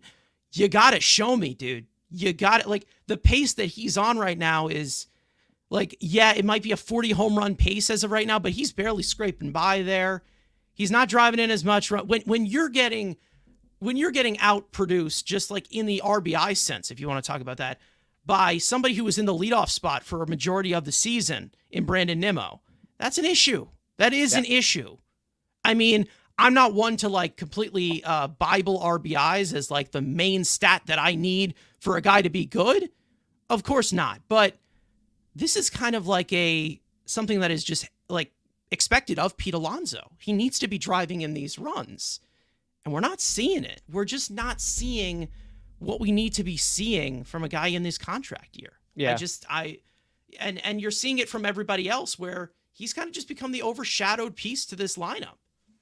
I think M. Easy said it best. Pete numbers are not bad, but they seem very hollow. That's what it feels like to me. Yes. Yeah, and it's not like it's just like empty stats of stat padding, because I've never really, I've never been one to like say, oh, this guy's stat padding. It doesn't, because like, again, there's obviously the whole theory of like run differential that obviously matters towards the end of the season of like tiebreakers and stuff like that, but also with a lot of players of kind of displaying those tools of what the ability that they have, no matter how good it is in either situation or whatever. But with Pete Alonso, I mean, we know what he's capable of. And for some reason, it's just, we're not seeing it. And the fact that we're kind of seeing, to be honest, I'm more excited to see Vientos and Alvarez now as compared to Pete. Cause like, I know what Pete can do. Maybe he picks it up, but he just hasn't. He really just hasn't. And hopefully he has a better second half. I hope he does. Because that's going to be a big reason as to why if we go to the playoffs or not. But, it's a deep lineup, obviously, which is a good positive. Obviously, guys like Marte have really stepped up. Hopefully we can get him back healthy, him offensively, not defensively. Different story. Harrison Bader has come up huge for us in a lot of these high leverage situations. The man's just a full-on gamer. We've mentioned Tyrone Taylor. Obviously, he's gotten a few hits, but M. Easy was talking about that. He says that, I admit that you guys were right about Taylor. We were talking about him last episode. I was defending him to you guys the other day. I actually forget this conversation, so I'm sorry, M. Easy. I apologize. He's 6 for his last 42. Fourth outfielder. That's what he is. He's a fourth outfielder that's playing a starting guy's job, He's not bad, but it's like he's a margins player playing a position that is being taken over by an injured player who has a lot of injury concerns. So the fact that he's more into the limelight right now, and you're seeing a little bit more of you're seeing Ben Gamble too. That's kind of how you're seeing it from a platoon of, it's a platoon player. It's not an everyday player. He's a fourth outfielder. That's it's also the fact that DJ Stewart has given us absolutely nothing. Useless. Yeah. Otherwise, he'd probably be playing. Yeah, absolutely. Because DJ Stewart, we've seen the hot streaks from him, but he can be very flawed in the way as to where, maybe he is a Schwarber at his best, but there's way too much swing and miss for him to be Schwarber with pitches in the strike zone, and that gets frustrating at one point. Now, talking about the studs of this team, of who's been good, who's been bad, I do obviously want to talk about a topic that is going to be coming up this week. I'm not sure what exact day it is. We have, how many games do we have until All-Star break? I'm not sure. Is it like they got 12, 4 against 11? Pittsburgh. Yeah. They have 3 against Washington. The Nats and then the Rockies. 3 against Colorado, I think. Okay, so about like 2 weeks away from the All-Star break. Now I want to talk about, obviously, with the Mets being the seesaw of a team that they've been this year. most likely you're only going to get one All-Star representative. And I think that this is a good this is a good discussion, obviously, because there are some pieces that have been good, that have contributed. Sometimes it's a smaller sample than you'd like. Some guys are kind of in the fringe here. So I do want to look at some possible all-star candidates, obviously, because we're going into, the second half of the season. We've already passed that halfway mark, close to the all-star break. So I want to talk about four possible all-star candidates for the Mets representative. Now, I want to pop these four up as we look at it. These are the four guys that I would personally go with that it's between. You have Francisco Lindor, four-time All-Star, of course. He's really picked it up in the leadoff spot, of course. We've seen a lot of the tools, of course. 15 stolen bases. He's kind of on that trend a little bit of the 30-30 again, but he had a little bit of the slow start. But he's been red hot from the leadoff spot, of course. Perennial 4 to 5 win player. And then JD Martinez, who came here a little bit late, so it's not possible, but he's been selected 6 times. Great season, of course. The impact that he's just had on this team has been incredible. And the fact that he's at a 1.4 wins above replacement, missing a part of the season as a designated hitter, not even owning a glove, is pretty impressive. Then you can go to someone who has not been selected to the All-Star game yet, that being Brandon Nimmo. And he has started off slow along with a lot of our offensive pieces, but he has been pretty good. Recently, he has been red hot, especially in June, and he's looking to be the same productive Brandon Nimmo that we know and love. The 140 bat, of course, it's kind of fluctuated with how the league is as of right now, but on pace for the 3 to 4 win season that he has been as a Met for a long time when he's healthy. And then, of course, another guy I can throw in here because I'm just going to add one pitcher, even though the pitching has been quite sweating bullets throughout this entire season. Luis Severino, 2 All-Star selections that he's had. He's had a pretty good bounce-back season for the Mets. Obviously nothing flashy, but it could be a possibility going down the line. Sean Manaea is another one you can mention, but it's been a struggle for him recently. So those are the 4 guys that I would mainly go off of. And this is actually a pretty tight poll in the chat that we got going on right now. Who should be the Mets All-Star Game representative? We have 52% saying Francisco Lindor, 32% saying Brandon Nimmo, 12% saying JD Martinez, and then 4% saying other, which, because it's kind of a fringe with Severino because he's been good. He's been solid. He's been serviceable. He's been great. One of our most consistent arms, but not the all-star caliber that you're expecting of like this crazy breakout that Taijuan Walker had of him just having the defense completely bailing him out. But other than that, when you look at the all-star situation, Anthony, I'll go to you on this. Who are you thinking for this possible candidate? Is it one of those 4? Is it someone you want to like put your hat into the ring for them? Because we're getting close to this all-star break, and it's been a very back and forth season for us. So it's hard to determine who would be that representative. Could you believe that at the end of April, it probably would have been Reed Garrett? Yeah. Possible. Yeah, that's what crazy. a fall from grace that was. But and he wasn't even on the opening day roster, which is crazy. No. Like, yeah. For a while, I thought it was Sevy because he was pitching so well. I think he had a good streak where he was pitching very well, but I don't think he's all-star worthy right now. I think it's between Lindor and Nimmo, and I'm gonna go with Nimmo on this one because he did have a hot streak earlier on in the season, and now he's like back to whereas Lindor got off to a really awful start, like for a good month and a half, and now that they moved him into the leadoff spot, he's playing better. And I think you had on the stat, I think you had 14 home runs, 41 RBIs, but he's got 15. These are skewered from the other night, so it's around the ballpark. So yeah. So some of them are probably off, and obviously they may have gone down. Obviously with this horrid offensive performance we had today.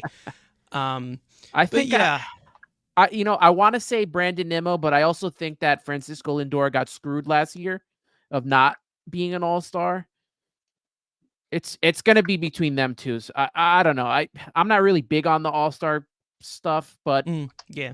I can't choose one. I think I would be okay with either Lindor or Nimmo going in there. I just don't think that JD Martinez has done enough to get that right now.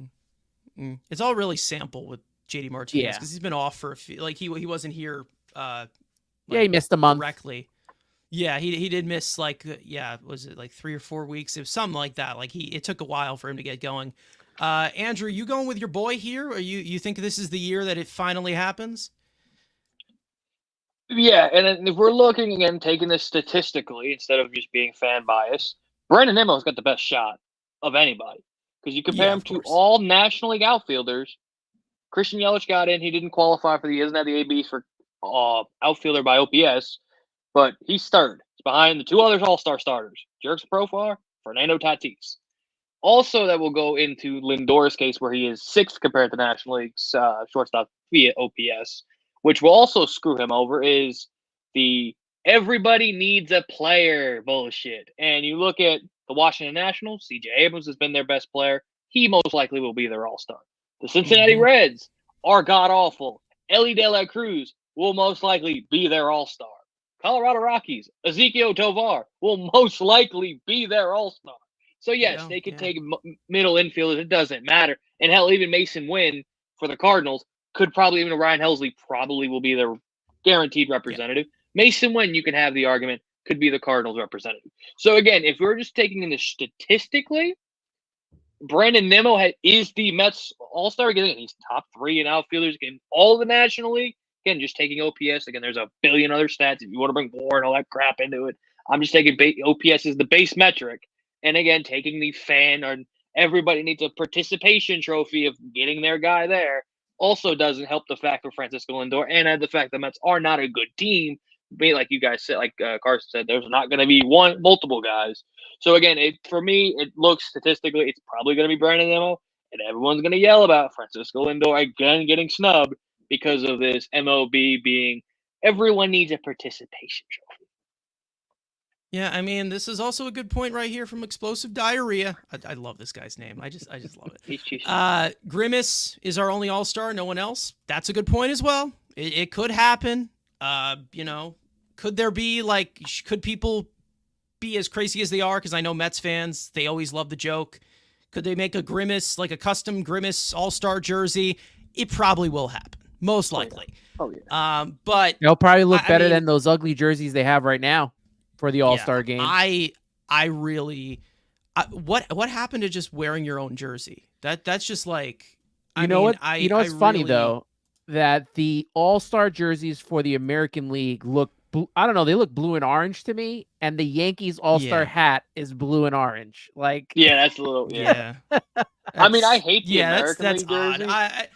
I don't know. I mean, obviously you want the team, the league wants money, they want to sell more merchandise. I get it, but you're representing your team. You should be wearing your team's jersey. I don't know. When did they stop doing that? That's so weird. Like, it was just so weird. COVID. Once 2020. I think every year it's been the. Because I think 2019 they had the Rockies. The Colorado was the first one where they had those god awful pajama looking jerseys.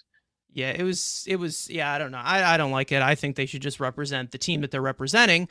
But representing the Mets, I think this is the year you give it to Nimmo. I really do, because obviously it's not really just the argument of left field where Jurickson Profar probably has been like the only guy better than him and he's starting in the All-Star game. Obviously we always see there's that one starter who had a great first half that gets slid into the starting lineup as compared to like all these stars of the game, they're going to sustain throughout their careers. Then you have Jurickson Profar, who's like Jurickson Profar, a very streaky player who was terrible last year, one of the worst players in the game, and now he's one of the best. So I think that Nimmo is the next guy in line in left field.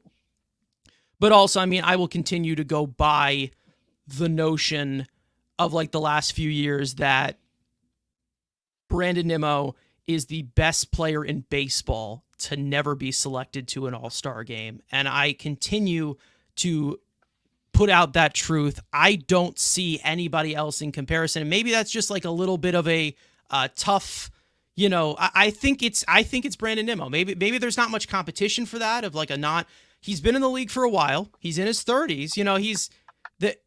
There has always been guys who've had like good seasons. They get the All-Star nod or whatever. They represent their team.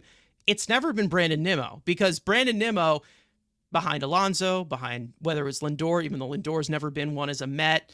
We've seen Jeff McNeil get the All-Star nod. We've seen, you've had it behind DeGrom sometimes. You've had it behind even Taijuan Walker got one over a guy like Brandon Nimmo. Brandon Nimmo has just been a consistent player for a long time and one of the best at his position.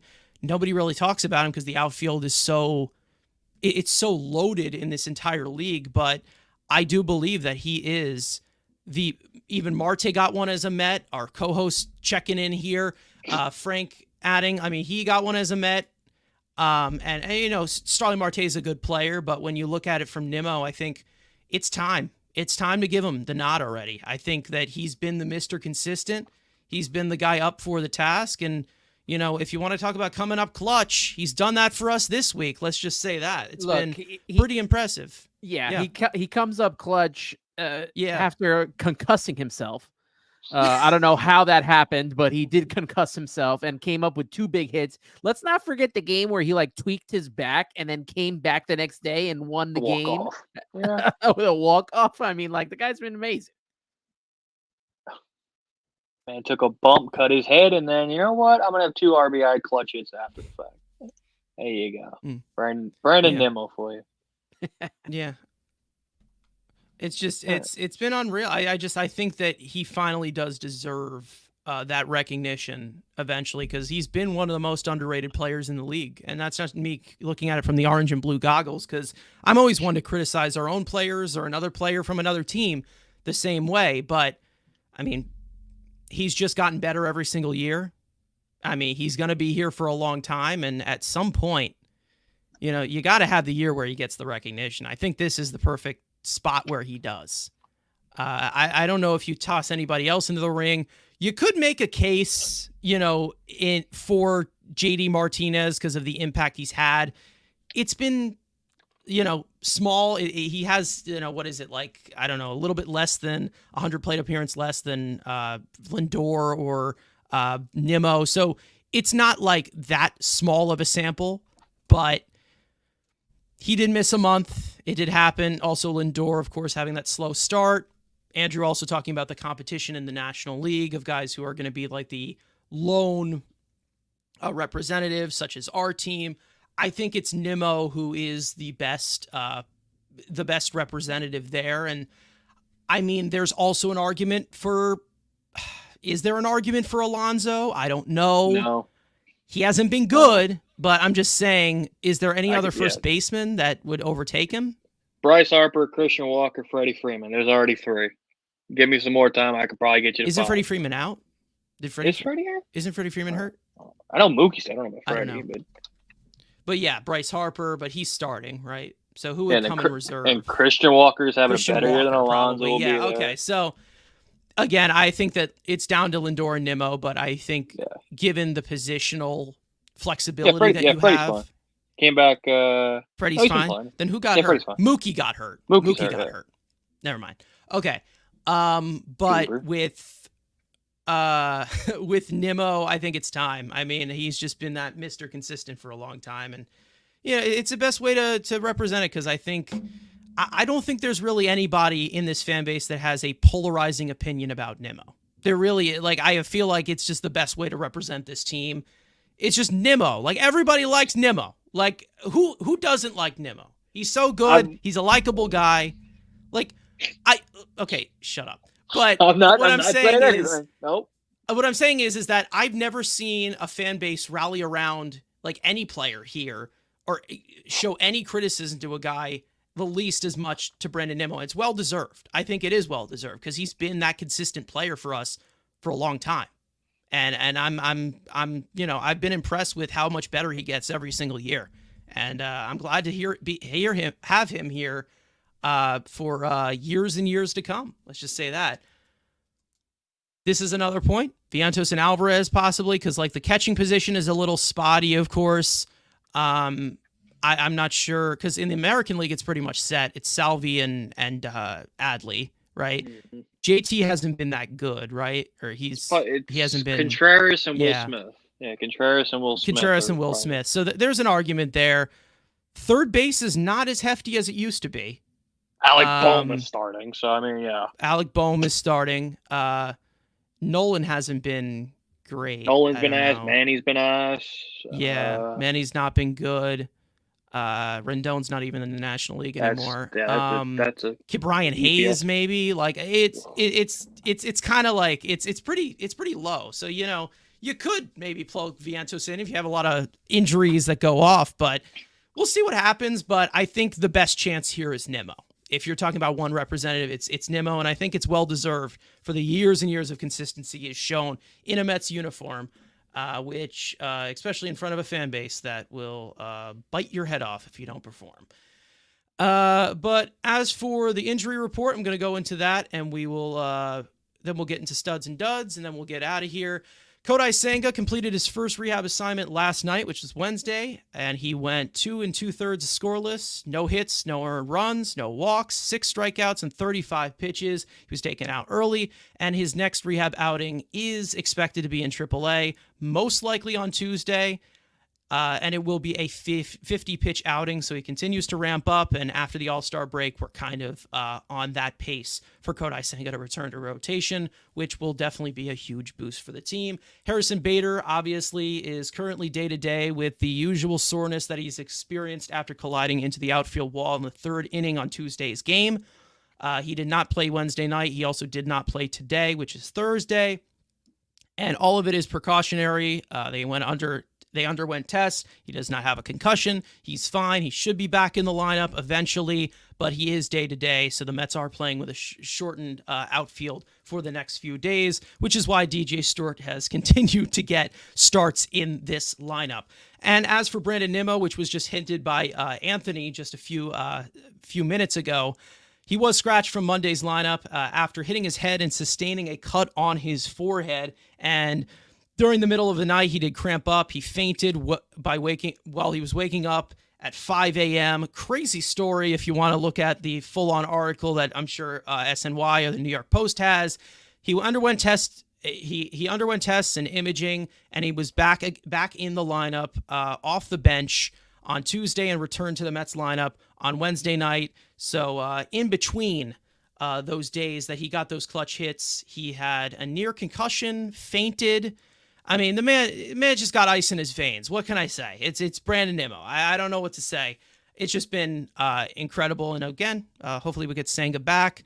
Harrison Bader's been a good contributor to this lineup, so hopefully we can get him back as well going down the stretch to the All-Star break. So let's go to studs and duds, and then we'll obviously get out of here. 4-game set, a lot of games to assess, let's just say that. Andrew, I'll go to you. Who do you got for your stud of this series? So I'll go. I won't say Brandon Nimmo because that's, we've already slurped him off enough. So I'm going to go with a surprising one. And it's between two of the lefties. We got 7 innings out of 2 lefties that we barely get 5 out of. I'll give it to Sean Manaea because, again, we made a whole segment about him a couple episodes ago about saying, can you get some length out of this guy? It gives you 7 quality innings out of his start. Where you needed some length out of your rotation. He gives you 7 when he's been barely 5 and fly. Pitch count was good, got through 7. So I'll give Sean Manaea a little bit of flowers. All right, Anthony, what do you got as your stud for this series? Who you picking? I'm gonna go with I'll go with the other lefty. I'm gonna go with Jose Quintana because a lot of people have been expecting him to fall off. I saw a lot of complaints on Twitter yesterday with the fact that Francisco Alvarez didn't play to help out Christian Scott. And you got to go. The veteran's going to get the call over the rookie on who's going to catch for him. And he wanted Francisco Alvarez to catch for him, Jose Quintana. And look at what he did. 7 innings pitched today, shutout ball, probably one of his best starts this season and probably as a Met. It sucks that they didn't get the win, but he did his job. And that's what matters to me, is that he continues to, I don't want to say up his value, because I don't know how much you're going to get for him in a trade, but you want to see Jose Quintana pitch well, because if they can trade him, they probably should. Yeah, especially with the buy and sell mentality of that. Quintana is going to be a pivotal piece to that. And this is a good point from our co-host. He just keeps going. Frank telling us that Quintana has a 6 ERA without Alvarez, and in the 2s with him.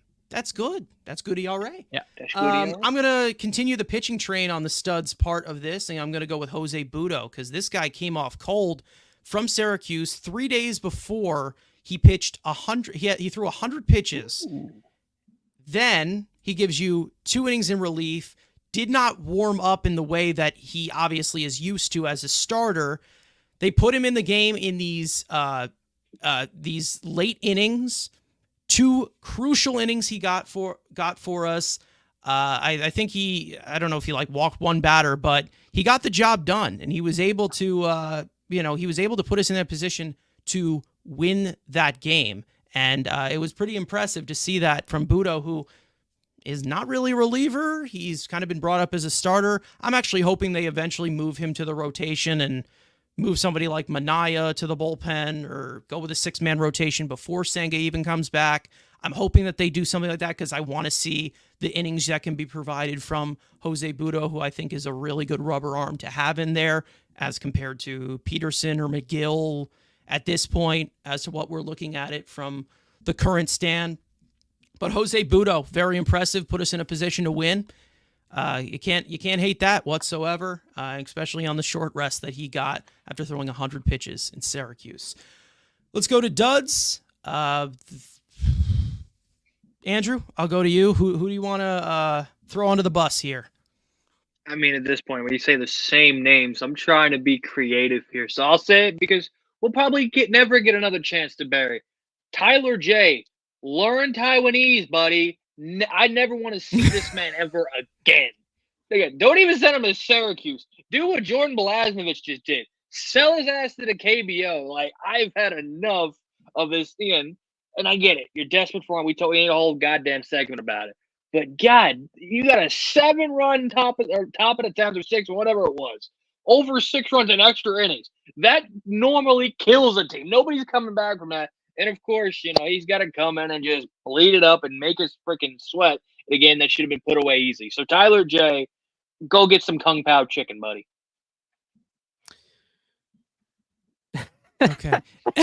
I'm sorry. There's some points where he just throws us off and just puts us into another different. That was great. And I'm speechless. Okay.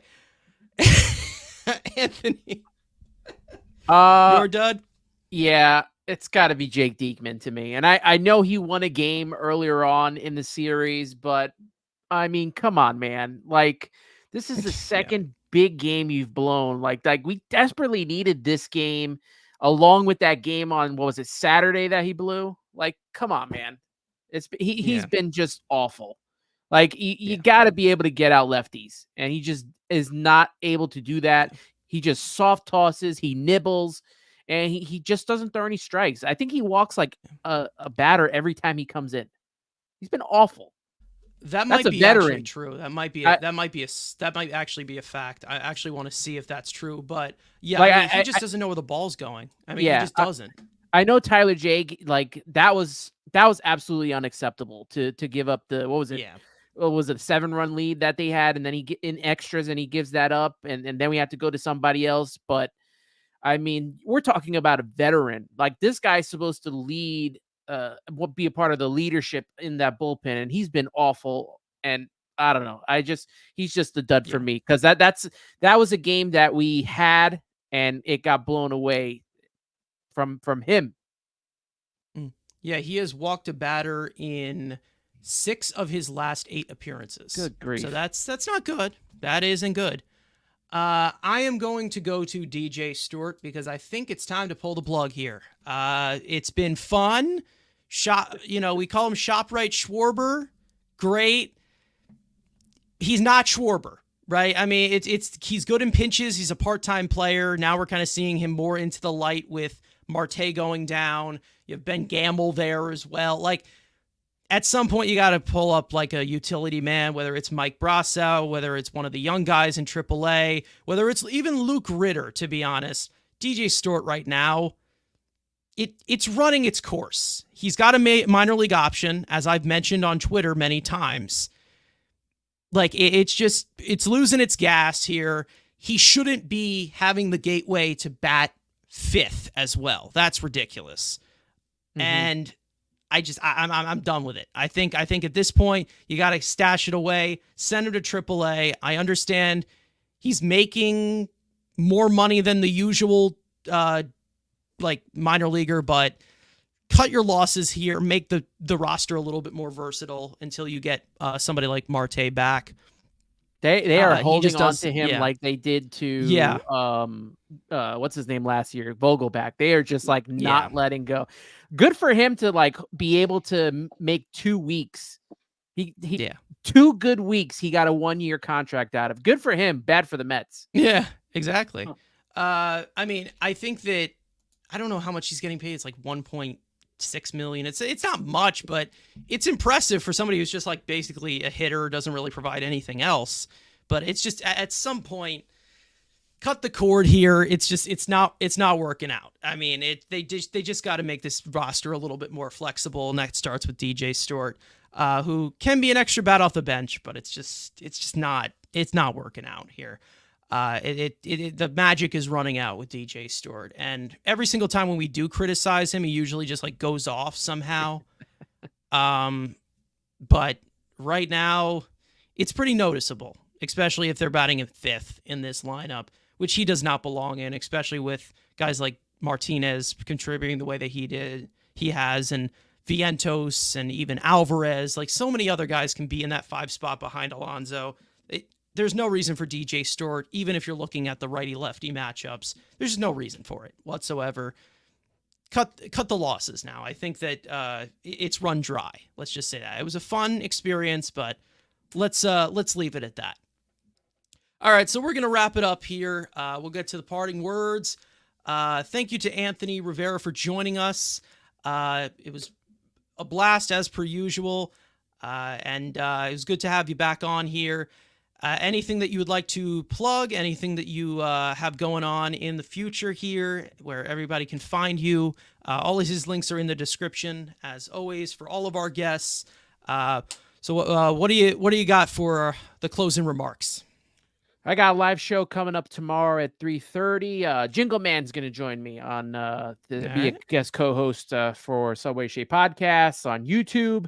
Obviously, you can listen on Apple, Spotify, and then the usual X, Instagram, TikTok at Subway to Shea. I will say this about this is a trap series to me coming up. The Mets never play well, especially over the last couple of years in Pittsburgh.